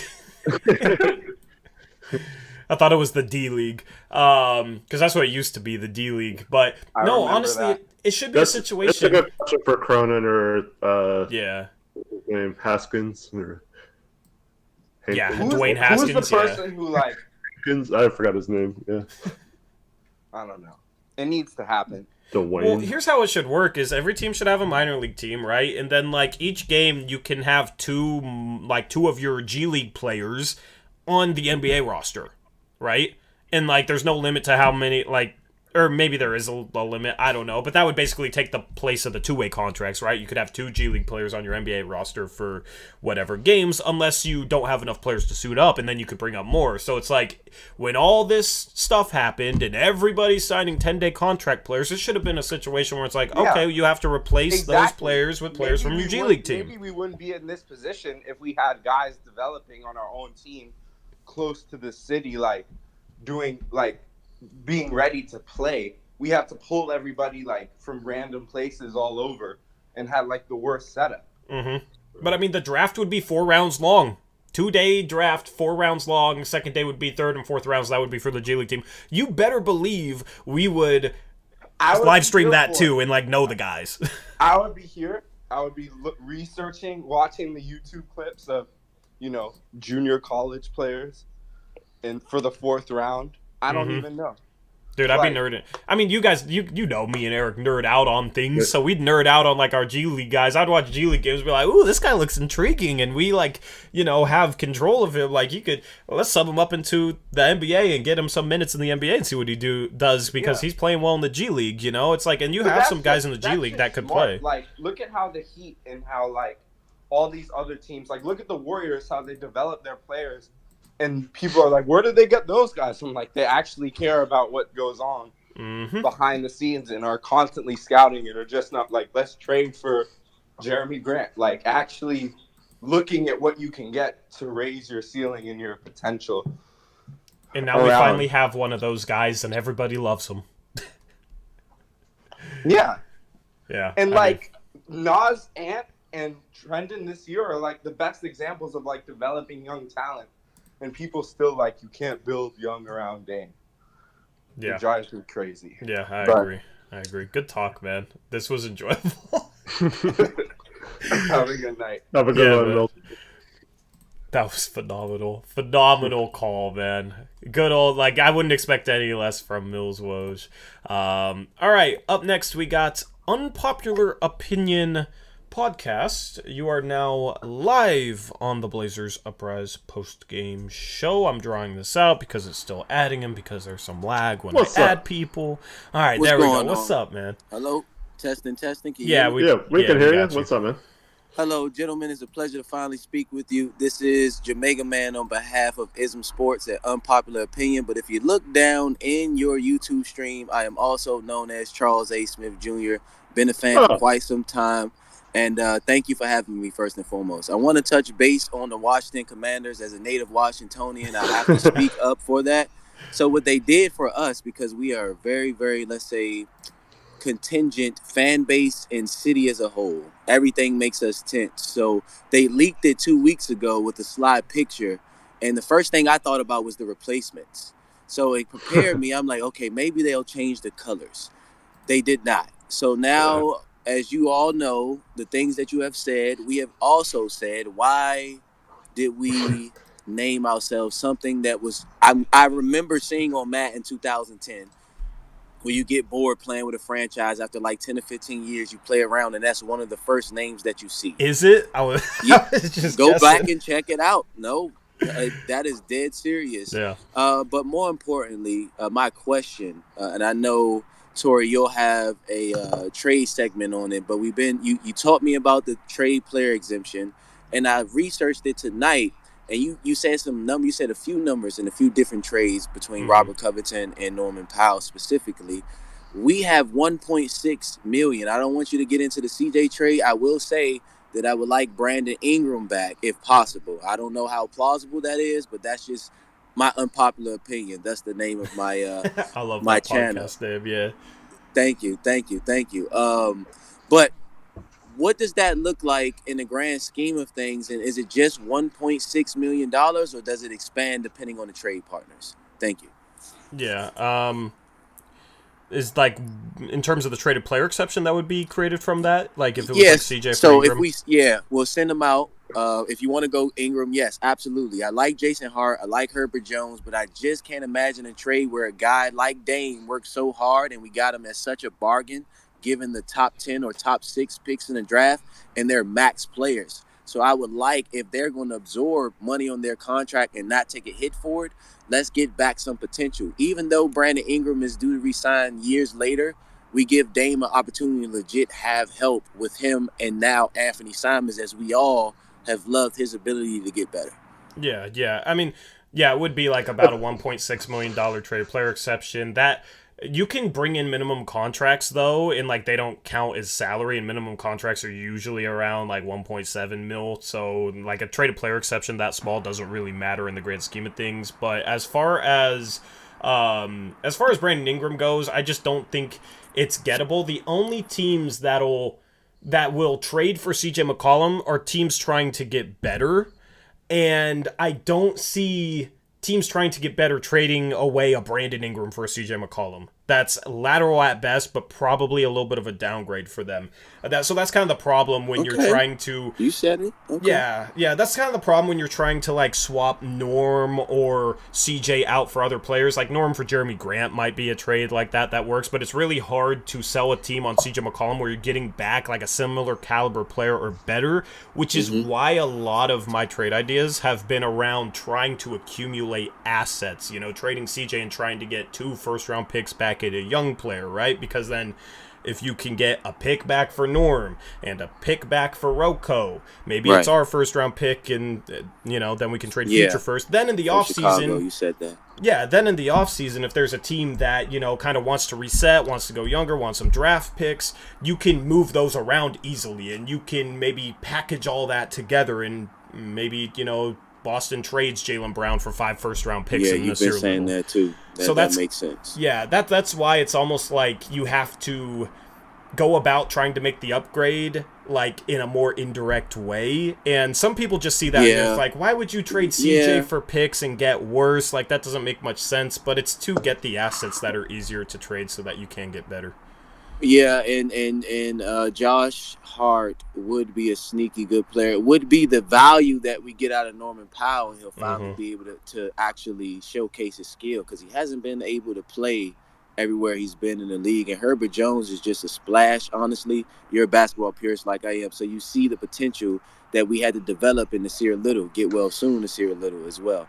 And I want to speak for the aggressive portion of the fan base that, we all came to a truce for the Dame situation this year, and we're on board with him re-signing. But I think we should have an aggressive mindset, especially if we have released Neil O'Shea being so conservative and indirect with his moves of really having ex-Clippers and having his ex-Clipper way, even though they haven't won anything. I'm glad that is over with, but I do think that if we have the ability to swing for the fences in a Brandon Ingram, I know they may not want to, but we should and I think for Cronin's sake, show his ability to make something happen. Yeah. Eric, what are your thoughts? It takes two to tango, and the Pelicans are going to be dumb. David Griffin's going to be dumb. Their GM. He's thinking that the only thing that matters is saving his job and making the play-in and trying to somehow equate that into making Zion happy so he doesn't want to leave at the end of his contract. We all know he wants to leave. So, yeah, but, like, Griffin is screwed if Zion just leaves or signs the qualifying offer for one more year and then leaves after that when he's another. He bit off more than he could chew, and he took some confidence from tangoing with LeBron, and he's in his position today. But yeah, so and AJ, I know he's not the GM, but he's in charge of the player.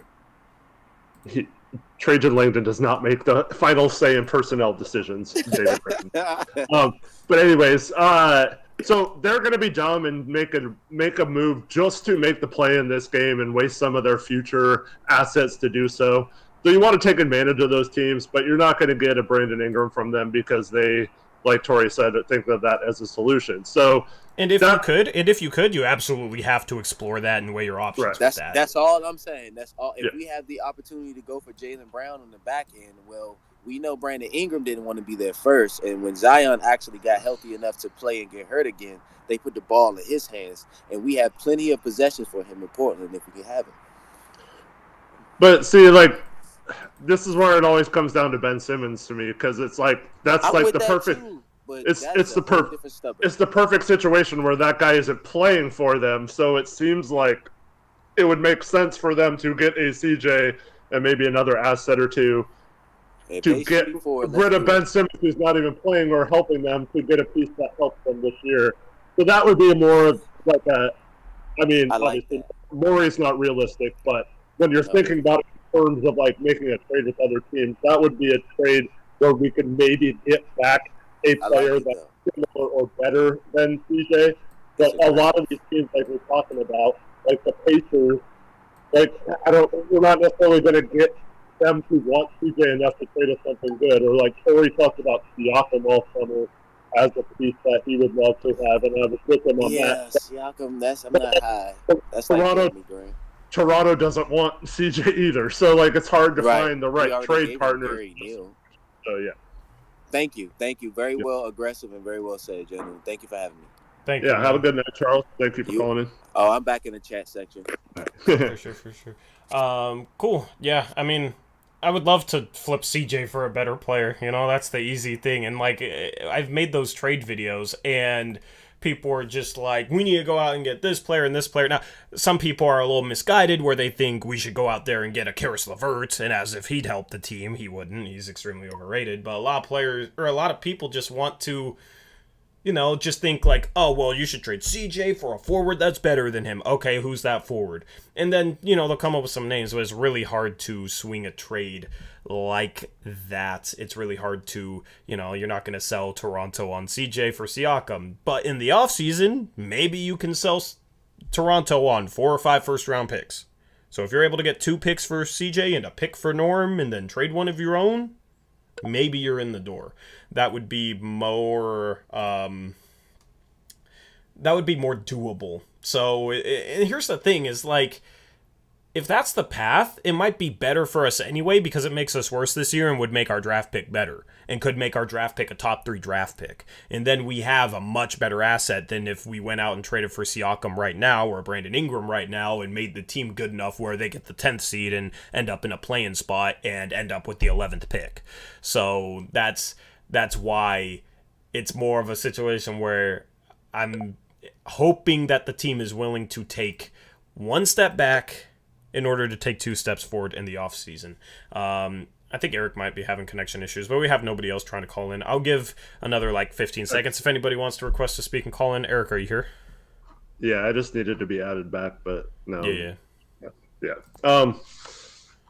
I challenge any person out there to name a player that you want to get that we could get easier than the path that Tori and I have laid forward to get a star player. I don't think it's possible. because But I'm all ears if you think you have a good idea. and people don't understand that, but it's like, oh, I want Sabonis or whatever. It's like, okay, well, how would having a trade exception big enough to absorb Sabonis and 4 or 5 first-round picks and a plethora of young players that are under rookie contracts for next year, how is that not better or at least equal to any kind of way to get him right now? And so whether you want that big star or you want, young players and draft picks or whatever, like the path is going the way Tori and I have laid out. And because you can pivot from there. You can pivot young, or you can cash that in for somebody to help now.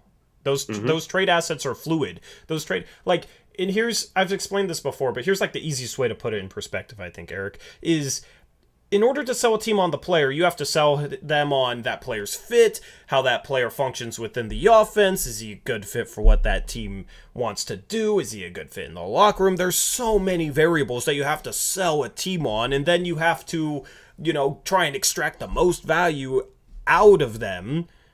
Whereas any team would like a draft pick. No team would say no to a first-round pick. Every team values a first-round pick. It's a lot more fluid in terms of an asset because if you use it, you can select whoever you want. You can select, if you're the 35th pick, you can select a Herbert Jones because you're New Orleans and you need a good defensive player, right? Or if you need a scorer off the bench, you can go draft a scorer off the bench. You can draft whoever you want, whoever you think fits what your team needs, and whoever would be a good developmental piece in your system, or you can trade it for whatever you want. So like first round picks are a lot more fluid assets. It's like money, right? It's like if you're trying to sell a piano, right? It's going to be a lot harder to sell a piano because not everybody wants a piano than it is to like sell somebody on free cash. Here's money to buy whatever piano you want. Yes, or whatever instrument you want, or food, or whatever the hell. Yeah. But that's why that traded player exception is so important, though. The bigger we can make it, the more possibilities we have. And to be able to say to a team, now there's not going to be, like, every team. Like, apparently Indiana's owner doesn't want anything to do with the rebuild, and that's part of the reason why they're stuck and will always be stuck in this kind of silly owner. Not good enough to do anything but never take a big risk and rebuild or whatever. But I guess I kind of understand it with they're probably the smallest market in the NBA, but it's like just like do something. Like, why are you keeping all these guys for years? You've known Sabonis and Turner haven't worked and stuff. So there might be some examples of some teams that don't want a bunch of picks. But if we get a top 10 pick and we have multiple other first round picks that we can trade, like there is not many players that we would be out of the realm of like being in a situation where we can outbid other offers for that player. And so even if we got in a bidding war for a star, I feel like we'd still be in a position to basically contend with any other team's offer. Yep, we have our final 3 callers. We'll go to all of them, and then we'll wrap up the space. Max, the Lakers fan, says, it will be easier to sell a piano than selling Westbrook. Which is hilarious, and also true. Who was the first to request out of... it was between Shervin and Derek. I don't know. Which one of them requested first? Should I I'm going to flip a coin, all right? Derek, your heads, Shervin, your tails. It's tails, so Shervin I'll bring on first. It's always a good time with our guy Shervin in these Twitter spaces. What's going on, Shervin? What's good? How's it going? It's going good, man. How you doing? Hey, Shervin. What up? Pretty good. What you got? I was just reading a lot of media members in the NBA circles, and I'm just annoyed at how many times they act like our players are worth a bag of chips. Like Keith Smith today, you see his trade. He said he said we should trade Norman Powell for Josh Richardson and Matt Thomas. And then I've seen people say we got to trade CJ for Marcus Morris and Luke Kennard. Yeah, You know, I mean, it's like, bro, what is it? Just what did we do? Like, why our players are just trash? Like, those damn. people aren't in the business of coming up with trade ideas that make sense. Those guys are in the business of entertainment. So if they can come up with something that'll get people talking, Are you even sure if about it's that? good or I mean, bad. No. Bobby Marks, That's the cap side. Not cap guy. all of them. Go ahead. type of people. Go ahead, Eric. Keith Smith is a cap guy. Yeah, Bobby Yeah, Marks. but even he said, was I don't some really like coming trash up with about trade the ideas. But he's when he also a comes up with Celtics that fan, so trash. he's thinking of it in terms of what's best for the Celtics. Yeah, but like it doesn't see like that doesn't hurt him, right? He got people talking about, probably got some clicks, got some attention from that. You know what I mean? Like, where's the downside in that for him? Well, yeah, but then you got, you see Bobby Marks, what he's saying about the Blazers. It's just garbage. I mean, And then- Well, Bobby Marks thinks Dame's going to be like a negative asset if he Yeah. signs that extension, which is stupid. And yeah, we're not Well, that's looking what they to all say about every Blazers player. Every Yeah. player's a negative Well, asset. they just Yeah, don't well- pay enough attention. And then THT what is it worth Jeremy Grant because he's on the Here- Lakers. But our Here's what I love, Shervin. The fact that we have all these people saying, "Oh, CJ's a negative asset," and then you have a situation like New Orleans where we could easily get 2 first-round picks, a quality rotational player on a third of the contract in Josh Hart, and like filler or whatever, maybe a young player like Trey Murphy, and people are like, "Oh, we don't want." We need a star for CJ. Like we can't trade for draft picks. We're in date. Like, you know what I mean? It's like, what Yeah. the tremendous value. That's good value. Like that's so dumb. 2 Like, firsts. Drew Holiday went for 3 firsts, and everyone praises Drew Holiday like he's God. So I mean, and 3 pick swaps or something. was it 3 pick swaps? Yeah, and I they were think like so, yeah. unprotected. Yeah, so it was a little different, but yeah. Okay, but you get my point. Like he wasn't perceived as a negative asset. Yeah.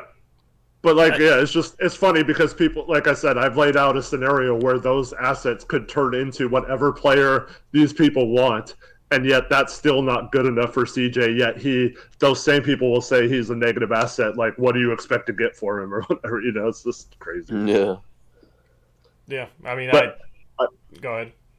I don't know if you heard this rumor today, Tori, but apparently the Celtics called and offered the Timberwolves I saw that. Jason Richardson and their Jason choice. Richardson, either bringing him out of retirement. Josh. Richardson, sorry. Fine. I'm old. Josh Richardson and their choice of Romeo Langford or Aaron Nesmith or Malik Beasley. For Malik Beasley. Brad Stevens is smoking something, bro. You got And Oh the god! Timber- I had that whole argument that he might be a negative value and he's gonna get traded for something like that. Yeah. There's no way No. he should. Like, that's a guy who should be a negative value. Yeah, the Timberwolves turned him down because they couldn't combine his salary, so they still think they're going to get a bigger player or whatever. But yeah, so they so that leads me to believe that if they wanted someone like Robert Covington, they would probably do that same asset, right? Like Nesmith. a Nesmith or Langford and Josh Richardson for Covington, right? And we could throw in Snell or a minimum contract or whatever to make it work, and they'd still be under the tax. And then we flip Richardson into the Pelicans trade, right? And we get Nesmith out of this, and then New Orleans stays under the tax, and they get a defender to replace Hart, and we get the same package that we were going to get for CJ from them.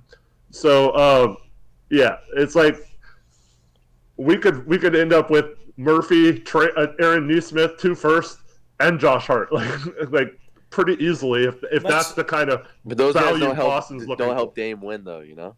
Right. Yeah, let's showcase that trade on Blazers Uprise Live tomorrow, which, if you don't know what that is, chat, it's our second channel. We stream Mondays, Thursdays, going live around 3:30 p.m. Pacific Standard Time. We'll have a lot of trade talk. We're not going to have a ton of trade talk tonight. We're going to have a lot of trade talk tomorrow, though, after Picks Against the Spread on that stream. So there's a link in the description for our second channel. Click that link, go subscribe, and then watch that stream tomorrow, because we'll cover that trade. Because, yeah, there's some things that you could pivot off of that. But, like, if they really offered Richardson and then Nesmith for Malik Beasley, then that's how you know that that's not enough for Norman Powell. Yeah, exactly. Like, No, but basically, Keith Smith was acting like Norman Powell's a negative asset. Yeah, he was like, 'cause "Oh, it's he's a on a 5-year What's with all deal these for $90 guys million." thinking everything's a negative asset? And then Gary Trent Jr. is the second coming of God on the Raptors. Yeah, when he could leave in 2 years. When he was on the Blazers, I mean, he was okay. Now he's on the Raptors. Oh my God! Oh. Yeah, he had 5 big games. He was averaging like 15 a game for the Blazers. No one said anything. Yeah. That's just how it goes, man. That's just how things go. I mean, is it because of we're Portland? They just don't like us. Like, what is this? They don't. Yeah, I think it's people think like our whole team is trash because like we've heard for so long Dame has no help, you know, so they just assume everyone sucks or whatever. Yeah. But yeah. anyway, I forgot what I was going to say. Never mind. Well, Jackson says in all caps, "Who cares about Keith Smith?" Oh, well, it's not even just Keith Smith. It's like literally that's how the Blazers are perceived. Like it's always, oh, they need to trade Dame for Ben Simmons. They need CJ for Marcus Morris and Luke Kennard. It's like every player we have is worth nothing. Like, bro. Eric, go. This has been my point all year. We don't know Brad Stevens as a GM, right? He hasn't really made a lot of moves. I think he traded Kemba for Al Horford back or some crap, and he gave up a first to do it. And we don't know really how he is as a GM outside of that. We re-signed Enes Kanter Freedom for some reason. So we also heard today the Bulls are like interested in acquiring Dennis Schroeder for some reason, even though they have like a million guards, and it makes no sense. I know some of them are hurt, but they're all supposed to be back by the end of the year. And didn't I have a trade where they got Rocco and Dennis Schroeder? Didn't I have a trade like that? I don't know, maybe. I've had like a million trades, so I mean, I'm bound to have every trade. Here's my point. The Pelicans are trying to go for the play-in game, and they're interested in CJ, even though CJ technically makes no sense for them, like long-term and stuff like that. All this kind of stuff. So this is my point. If Brad Stevens is going to make a terrible trade, it needs to be with us, please. Like, take advantage of these stupid-ass GMs. Like, do something and, rip off the Celtics, rip off the Pelicans, rip off the Bulls. Like, if those teams are going to be dumb, just do something to get those guys just skip out on Ben Simmons. Don't worry about that. Maybe that'll happen later if nothing happens this year and then he doesn't get hard and he's going to panic or whatever. But, just go, trade all these guys and just get as much of value from these teams as possible and then worry about the rest later, how you're going to make it fit with Dame, and trade those guys maybe this summer. And like Tori said, try to create trade exceptions, things like that, to make your flexibility this summer around the cap. Maybe you chase cap space by trading everyone, and you have enough for a max contract offer or something this summer. Maybe you could chase DeAndre Ayton or something if the Suns feel like Biyombo gives them just as much value for a minimum or whatever. Just take advantage of these teams. And I just don't want to be sitting here in 8 days saying, man, the freaking Minnesota Timberwolves got Aaron Nesmith for trading out Malik Beasley, and that makes no sense. Why didn't we get Aaron Nesmith? Why didn't we trade Ben McLemore for Aaron Nesmith? Yeah, for as much as Blazer fans hate Neil and they all acknowledge how mediocre, however they feel about him, there are GMs that are worse than him in the league. There are front offices that are more incompetent. Yeah. I'm actually surprised to hear you say that, Sherman. What do you mean? I mean, I'm just saying, people, the Blazer fans it's facts, we can't get anything for our players. For all the stupid things Neil O'Shea did, there's so many front offices that have done worse things. Yeah. And you could fleece them. And the good GMs take advantage of the bad GMs. And honestly, there's a handful of teams like the Lakers and Clippers. The only thing stopping them from doing something stupid is they don't have the assets to do something stupid, trade 5 first-round picks for someone like Jeremy Grant or something, trade for Russell Westbrook. That was their last stupid all-in move. Right. And look at them. They barely beat us tonight. There you go. Yeah. It's going to be interesting. I mean, we cover the Blazers, but the trade deadline streams are league oriented because it's so entertaining to see like different storylines. So what Minnesota turned down from Malik Beasley, that's something we'll talk about on trade deadline day. If they're not able to trade him, that's a huge L for them. Huge L, because Josh Richardson is better than him. He's shooting better from three. On a smaller contract, Yeah, he's shooting better from three. He's a better defender. Yeah, Malik Beasley, all he is a three-point shooter. That's the only thing he's good at. Is he shooting good from three this year? Nope. I'll look it up right now. I had this argument on Twitter. He's among the only players of made threes, but it's because he takes a crap load of them. He sucks, and he's a convicted criminal. So yeah, he shoots 34% from three, 37% from the field, averages 1.5 assists per game in 26 minutes. So dude doesn't pass, dude doesn't rebound, 3 rebounds per game. Whoop-de-doo, 12 points per game. Like, dude doesn't get to the free throw line. In 26 minutes per game, he's averaging 0.7 free throw attempts per game. He is not good at that contract because he has multiple years left at like $14-15 million a year. He's that's a negative value. A guy who this year has not done a single thing well. And I had this argument on Twitter, and this guy tried to make the argument, well, he shoots so many of them, he's worth that contract. Bro, then Alan Crabb, should have just shot more, and he would have been worth that $18 million a year then.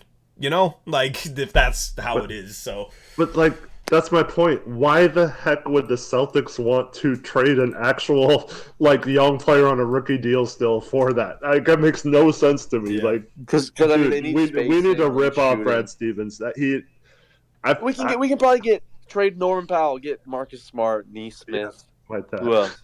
Get a possibly. Get a first. I mean, if they want Beasley, I'm sure they would love Norman Powell. So, anything else you got, Shervin? Oh yeah, one more thing. I've been seeing some blasphemy about Blazers should trade for Julius Randle.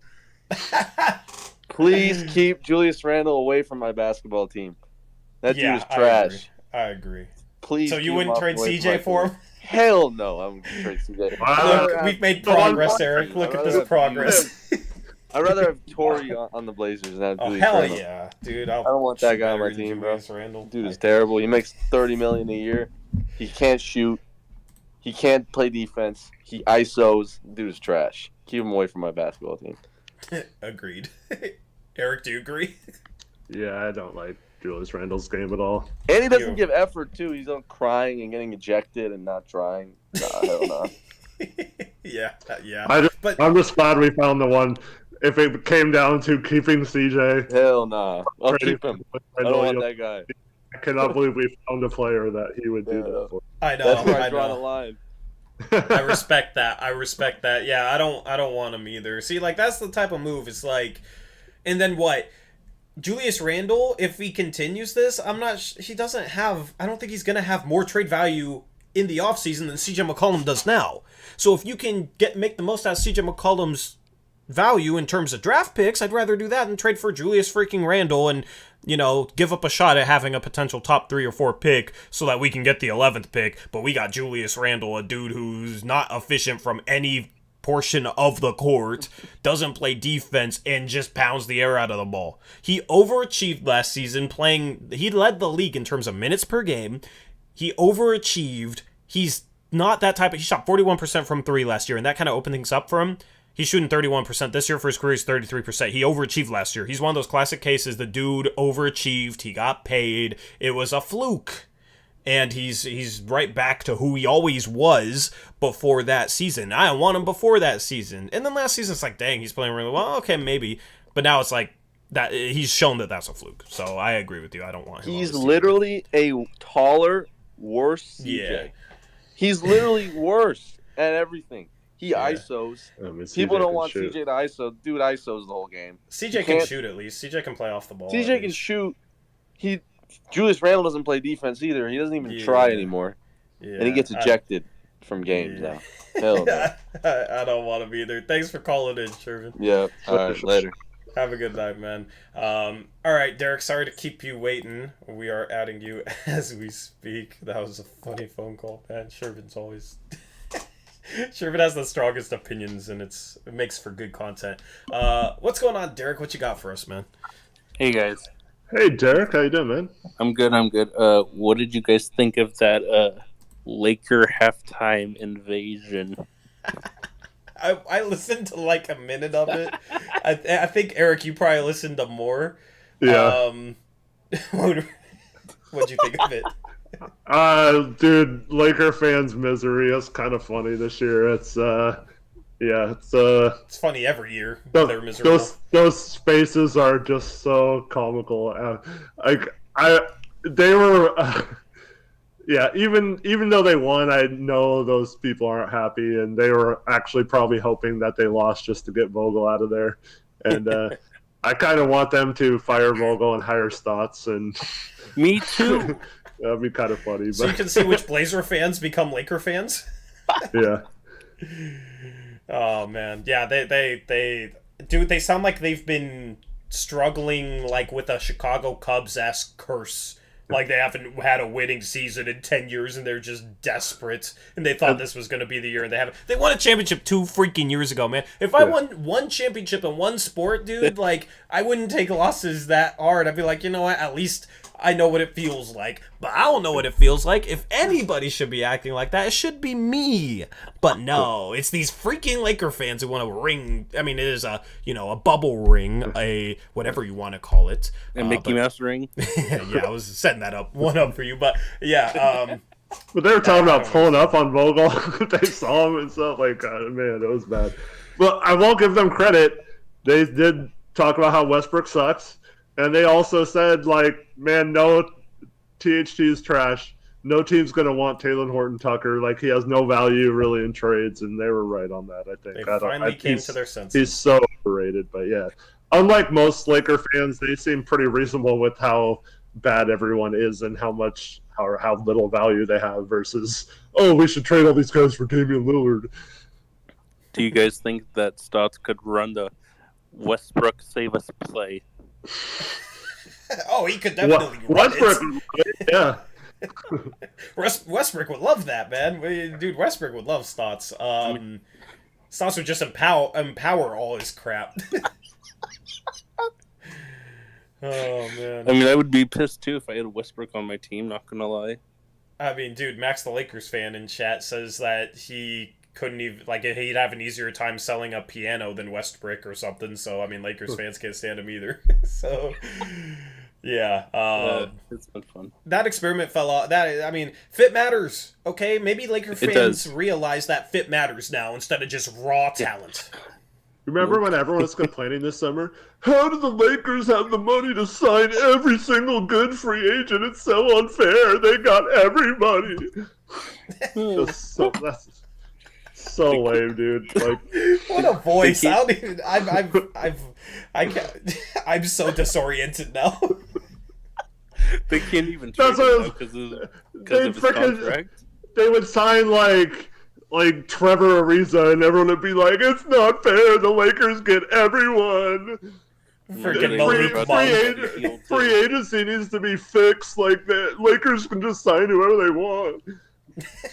They were about to get Buddy Hield and ended up with Russell Westbrook. Oh my!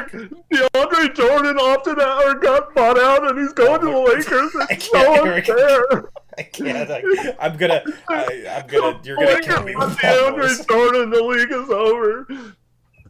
That's what it was all summer, man. All these minimum contract guys, and they acted like the Lakers were building some super dynasty with all these like crap players. Like it was somehow unfair to the rest of the league. It was so dumb. You gotta love the Kendrick Nunn. How they get Kendrick Nunn. And everyone was complaining like he got traded to Detroit or something and bought out, and everyone was whining about how like it's so unfair that he's automatically going to go to the Lakers and no other team has a chance to get him. You know, like. Mm-hmm. Dude, if they would have signed Cody Zeller to a minimum, people would be like, oh, he started for Charlotte, and they got him on a minimum. Why do they get everybody? And we get him, and it's like, oh, that's all you did. You know? Yeah, so, dude, people need to stop tripping at what the Lakers do. Like, they're going to be bad for a while. The Westbrook signing, I mean, I told people at the time, like, Westbrook doesn't work on that team, and I've told people for years. He's not good enough to be a number one guy, but his play style is that of a number one guy, and he doesn't fit off the ball as a number two guy or a number three guy, so he's not going to work. And people are like, oh, they'll make it work. They have enough talent. It's the Lakers, and look at all these guys they signed. No. And I still had him as like a 3 seed. I thought, okay, you know what? They may be able to make it through the regular season, but then when the playoffs comes around, they're going to maybe lose in the first round to a 6 seed or whatever. Like, that was kind of my prediction. And Zach, shout out to Zach, because Zach was the only one that was like, he said they were going to be an 8 seed.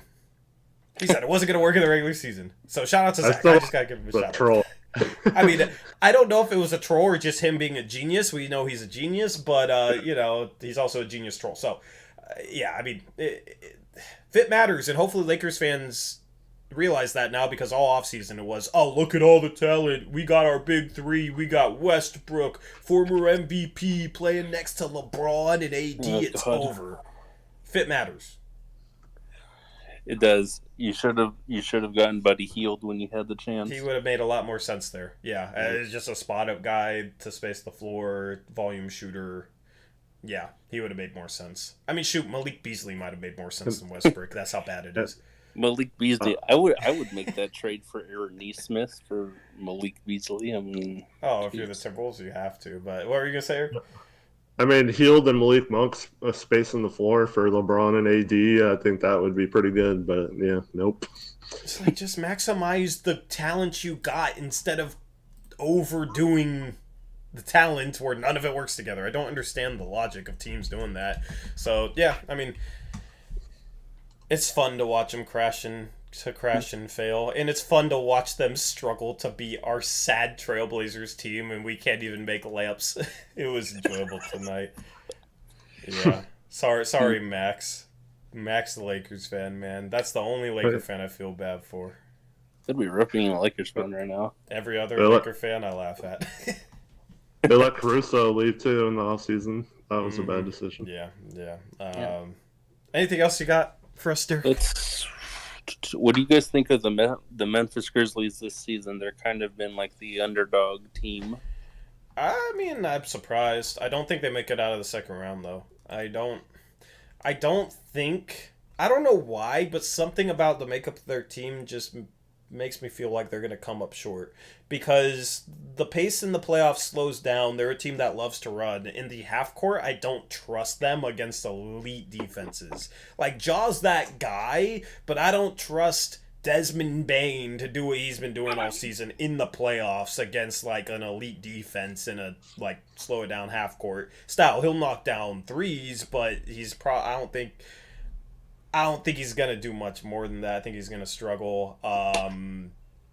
I mean, like, Kyle Anderson's a weird player. They got some weird players on that team. They have talent. When it comes down to a half-court game, which is what the playoffs come down to, I feel like they're one of the teams that might struggle with that. What do you think, Eric? Well, they're certainly a fun team, and I think every player on their team is under 30, I believe, and also all but 2 of their rotational players are under 25.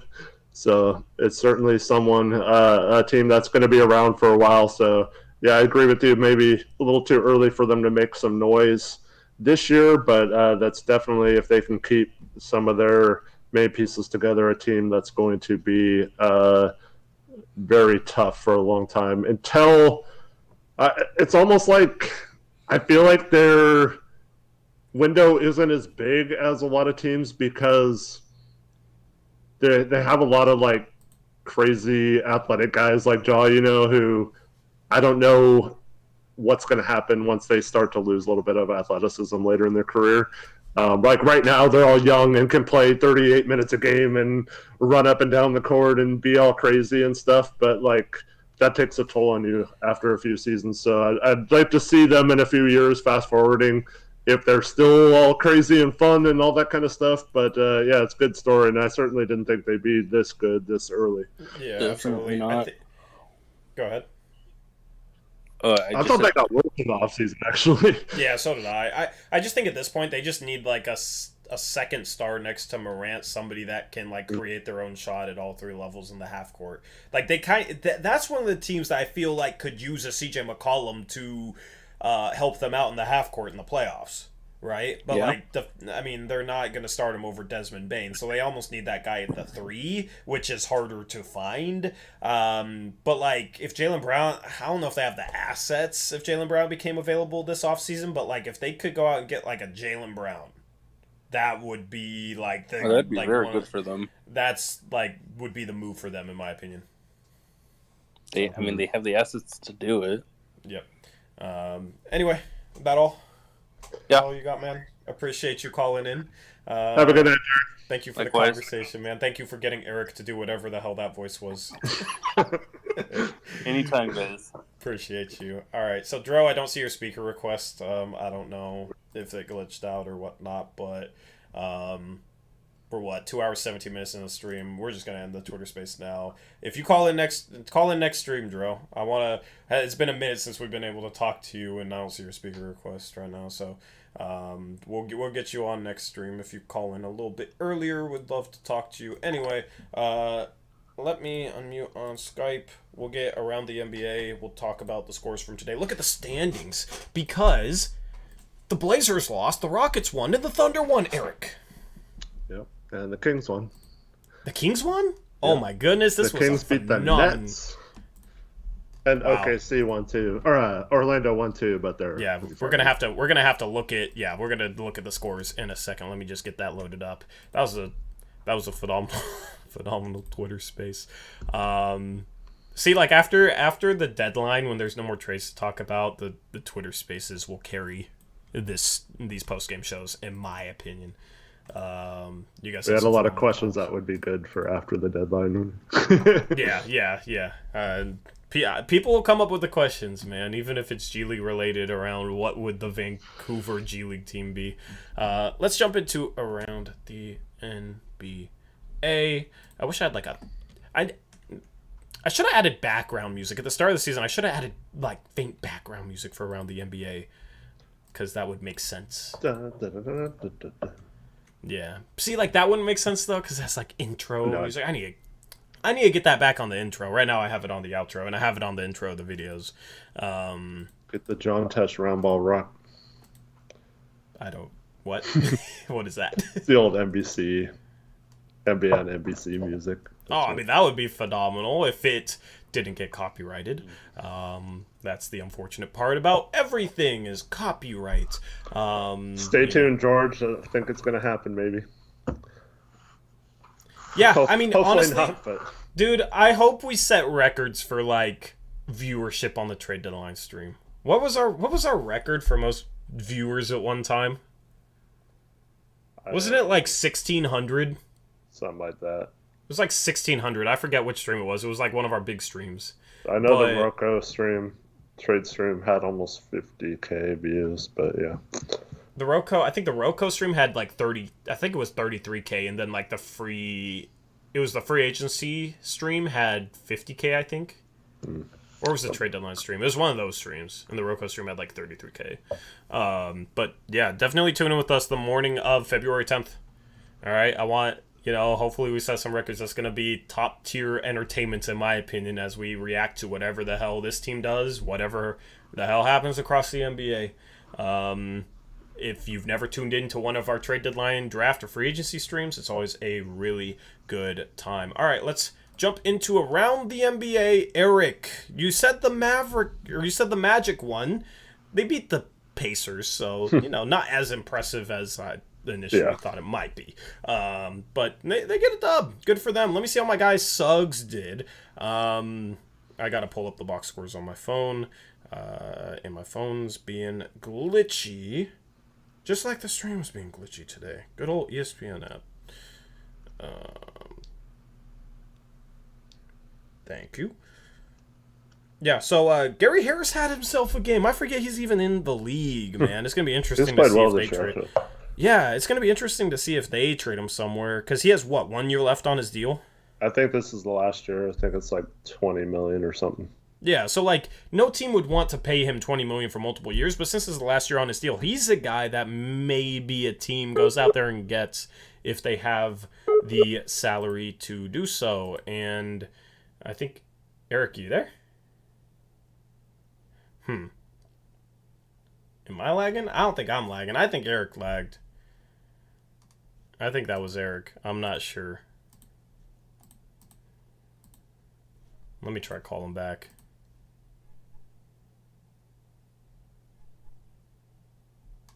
Anyway, I'll keep going through the scores. I don't know what happened to Eric.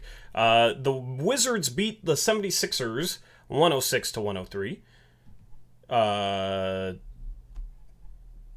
Let me pull that up. I got the Skype thing in my ear.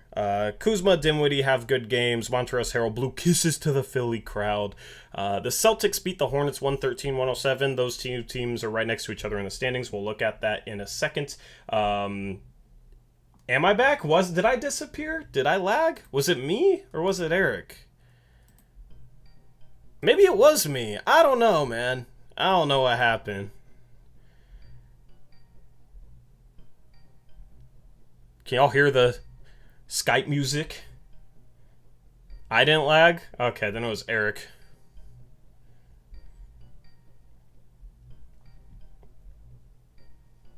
Good old Skype beat. Eric's internet went down. It was Eric. All right, well, Eric, call me when your internet's back up. I'll just keep going through the scores. Honestly, this is like the perfect time for you to lag out anyway, because I'm just literally rambling off the ESPN box scores off my phone. You got the Celtics beating the Hornets 113-107. LaMelo Ball had a career-high 38 points, but it didn't translate to a win. The Celtics were led by 23 off the bench from, guess who? Josh Richardson. He's not a Timberwolf.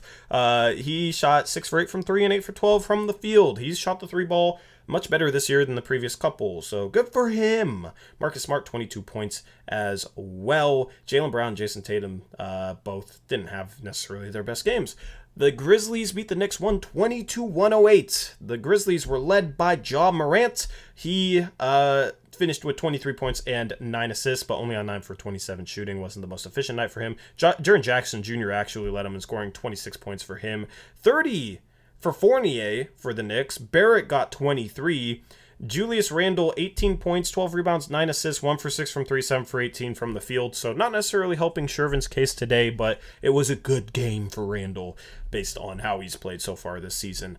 The Rockets beat the Cavs. So tanking team. Rockets did not successfully tank today. They took care of the Cavs 115-104. The Rockets were led by Christian Wood. Jalen Green had 21 points. Wood ended up finishing with 21 as well. The Cavs were missing a couple different players in this game. Darius Garland was out. Of course, Rubio and Sexton are out for the year. Markkanen also did not play. The Thunder, another tanking team, did not successfully tank tonight. They beat the Mavericks in OT. Lou Dort had 30 points, including 14 straight for the Thunder in overtime. He had 14 straight points in OT. That's impressive, especially for a defensive-minded player like himself. 29 for Trey Mann. It's not Terrence Mann, it's Trey Mann. 29 points for the rookie from Florida. For the Mavericks, they got 40 from Luka Doncic with 10 assists.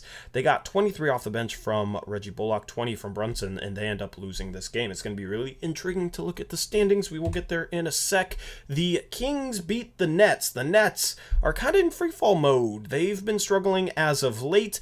The Kings were led by Tyrese Halliburton, who had a double-double for them. Whenever I talk about who a team's led by, I open up the ESPN article, and the first name I see is who I said they're led by, but Tyrese Halliburton only had 12 points on 5 for 15 shooting, so I don't know why he was the first name ESPN stated. Davion Mitchell had 18 points. Harrison Barnes had 19 points, but he healed off the bench, 18 points for the Kings. The Nets played with James Harden and Kyrie Irving. They're without Kevin Durant, and Nicholas Claxton led him in scoring, 23 points, 11 rebounds. James Harden in 37 minutes, 2 for 11, 0 for 5 from 3, and only 4 points. So not a good game for James Harden. Kyrie Irving, 5 for 15. When those two guys can't score for the Nets, they're in for a pretty bad night. They just don't have the depth to be able to replace that. The Jazz beat the Nuggets 108-104. Trent Forrest had a career-high 18 points and a career-high 8 assists for the Jazz as they take care of business. And then the Lakers beat the Blazers. The Blazers successfully tanked tonight. They were pretty much the only team to do so. So let's look at the Western Conference standings. The Blazers still in 10th place, but they are now 4 games behind the 9th placed LA Lakers, so some separation being created there. They are currently 7.5 games out of 6th place, so any dreams of avoiding the play-in to get into the playoffs, I think at this point are pretty much gone. There's Eric. Eric, your internet, man. What? Your internet quit on you, huh?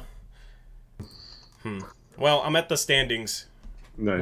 What do you think about the standings, Eric? We caught up to OKC and Houston a little bit, and Sacramento. We're only 2.5 games ahead of them. Nice. I like it. Let's jump into the Tankathon. I think that's what it's time for. And we will do a sim. We are still in 9th place. We've been in 9th place in terms of like lottery standings for a while. Would like to have some change there, just to make it a little bit more intriguing.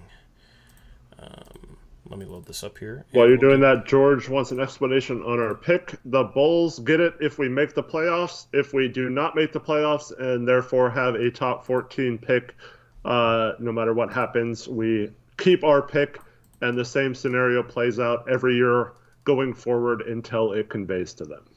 Yep, well said. So still 20.3% chance at a top 4 pick if we finish 9th, which is where we're at right now. 4.5% chance at a number 1 overall pick. We are only a game and a half behind New Orleans for 8th. We are two games behind San Antonio for 7th. We are only 2.5 games out of 5th, Eric, which is Indiana and Sacramento right now. Mm-hmm. So I would love to lose some more games at this point. And then we're talking like 40%? Yeah, if we ended up, right now, since it's a tie, they like even out the odds between 5th and 6th, but that would be like 40% chance of the top 4 and like a 10% chance of the number 1 overall pick. You take that if you're Portland. Let's simulate the lottery, and then I'll scroll up as I usually do. No 14th place Magic. We've had that happen 3 times. Lakers pick goes to Memphis. You got the Hawks. They've started playing better. The Knicks. Oh, it just glitched out. The Knicks end up falling a spot. So whatever team was 11th moved up. That would be bad news for Portland if we're like 9th. Because it's just one spot kind of taken away from us from a team that wasn't likely to get it. So in this scenario, Portland should be 10th or they move into the top 4. And Portland's 10th. We have had no luck lately from this, Eric. You got New Orleans, San Antonio, Sacramento, Indiana. Houston moves down 2 spots. Washington was the team that jumped up. Another boring lottery sim. Orlando, OKC, and Detroit. That's the lottery sim. But here's the thing. Even if Portland finishes like 8th or 9th, you got...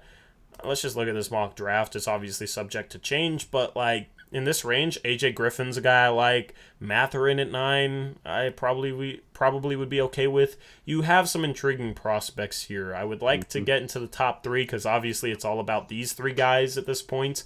Jabari Smith, Chet Holmgren, Banchero. At 4 and 5, it's Jaden Ivey and then maybe Johnny Davis. I don't know if Shaedon Sharpe is going to enter the draft this year, but you kind of got 3 guards here. So, you know, it'd be nice to... Honestly, if we're around 7th or 8th, I don't really mind that, like, compared to being 4th or 5th. Mm-hmm. Like, because, I mean, Jaden Ivey, Johnny Davis, do they make much sense for us? You know what I mean? With the guards that we have, especially I think AJ Griffin does. You don't think AJ Griffin makes sense for us? No, I said I think he does. Oh yeah, and that's my point. Is like 7th or 8th, you'd be able to take a guy like him. Whereas like if you moved all the way up to 5th or 6th, you increase your odds to the top 4. That's why we should do it. But if you don't get in the top 4, you're kind of stuck in a position where most of the players in that range would kind of be, Johnny Davis, Shaedon Sharpe, Jaden Ivey are kind of in their own tier there. So, we just hope to move into the top 3, move into this range and draft Banchero, Chet, or Jabari Smith. I don't think that's going to change at any point this season. That is the Tankathon sim. Any thoughts on any of that? I don't want to not give you a chance to talk. You said it well. Cool. Eastern Conference standings, Eric. Brooklyn is falling down from like kind of the top tier of teams into like the Charlotte-Toronto range. That's the way they're trending. They're only 29 and 22. They're without KD for a while. James Harden's been struggling. Kyrie struggled tonight. It's going to be interesting to see if they fall into play-in territory. Brooklyn is I like wonder if they want this. You wonder if they want it? Not having home court, because that does benefit them. I mean, I know the KD injury wasn't their controlling, but You think they're tanking so Kyrie can play 4 games if they in the stay in the series fifth instead or of sixth, 3? yeah. I mean, at this point, they're only 2 games ahead of 9th. That's crazy. And then they'd have to win a play-in game, right? And then they'd have to win a play-in game on the road to get the 8th seed. Yeah, they'd have to win 2. Yeah, one at home and one on the road. One at home without Kyrie and one on the road. It's too risky to play that, you know. You kind of got. Yeah, they're kind of stuck in between. You got like the top 5 is only separated by 2 games with Chicago, Miami, Philly, Milwaukee, Cleveland, and then like Brooklyn's kind of in between. And then you got like a tier of teams with like Charlotte, Toronto, Boston, and then you have a tier of teams with Atlanta, Washington, and New York battling for that final play-in spot. It seems like Washington might be sellers and Atlanta and New York might be buyers. New York's kind of in a weird position. And then obviously the bottom 3 teams are kind of sellers. So you're starting to kind of see some tiers here. There's still like very little separation for this point of the season. I mean, the top team is 32-18. Usually the record for a top team is a lot better than that at this point, but you're starting to kind of see some tiers. Yep. So, who do you think gets the 1 seed? Man, I think it'll end up being either Milwaukee or Miami when all is said and done. Yeah. If those teams can stay healthy. I think Philly Chicago in there too. Yeah, Philly's just tough because if they don't make a move, I just think it's going to be hard with Embiid's probably going to load manage at the end of the year and stuff. Yeah, possible. Yeah. They've just been really good with Embiid. Yeah. They won without him the other night. And dude, we all picked against them. Yeah. Maxey had a great game for that game. Imagine Cleveland gets the 1 seed. Imagine saying that, this year Cleveland's going to be the 1 seed in the Eastern Conference, and Brooklyn's going to be in a play-in spot. That would be, I don't know, unpredictable. That would be crazy. Mm-hmm. The East has been crazy this year. Let's look at the next 5 games, Eric. So the trade deadline is now showing up in here. Chris, if you're watching, maybe put like a little blue bar in between the Lakers and the Knicks game, or just have it as its own game, just as a reminder of the stream. Oh yeah, Chris. Yes. I'll remind him. Trade deadline. Yeah, let's go. And put like an NBA logo there. Yeah, let's start doing that. So only 4 games until the trade deadline. You got OKC. Maybe the Blazers are hell-bent on revenge over OKC. But that's... I mean, I want to lose against OKC, man. I don't think we're going to lose that game, though. Yeah. We're coming home. We've been in a shooting slump. I feel like we win that game by like 15 or 20. And then it's like, oh, well, we're losing ground in the tank battle. Mm-hmm. But then after that, second night of back-to-back, we get Milwaukee. So... I'm expecting 1-1, and then Orlando at home, very winnable game as well. They're 12-41. Like, I think we're winning 2 out of our next 3 games. Lakers at home, very winnable. Yeah, and then New York at home. We got 5 games in a row at home, which I'm down for. That Knicks game is an early game at 2 p.m. That's on a Saturday. That's on a Saturday. Saturday, yeah. Yeah, because Sunday is the Super Bowl. So. Oh, God. The word Super Bowl causes me pain, Eric. Every time I hear the term Super Bowl right now, I feel pain. Freaking Niners choked. Anyway, that's the next 5 games. And then, obviously, the 10th trade deadline stream. Hopefully you can make it that morning. Anyway, anything else you want to say for the stream, Eric? No, it's been a fun stream. Thank you for everyone for watching, and I hope you all have a good night. We'll see you tomorrow if you want to top trades and make picks against the spread for chat.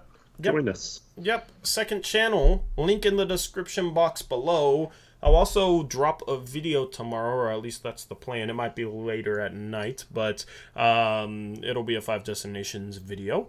So stay tuned for that. Make sure you subscribe to that second channel. Blazers Uprise Live, link in the description. Trade talk is all we're going to do other than picks against the spread tomorrow, unless something breaking happens. So hopefully you can join us. I don't think there's anything else left to plug, so we'll catch you later. Hopefully you have a good rest of your morning.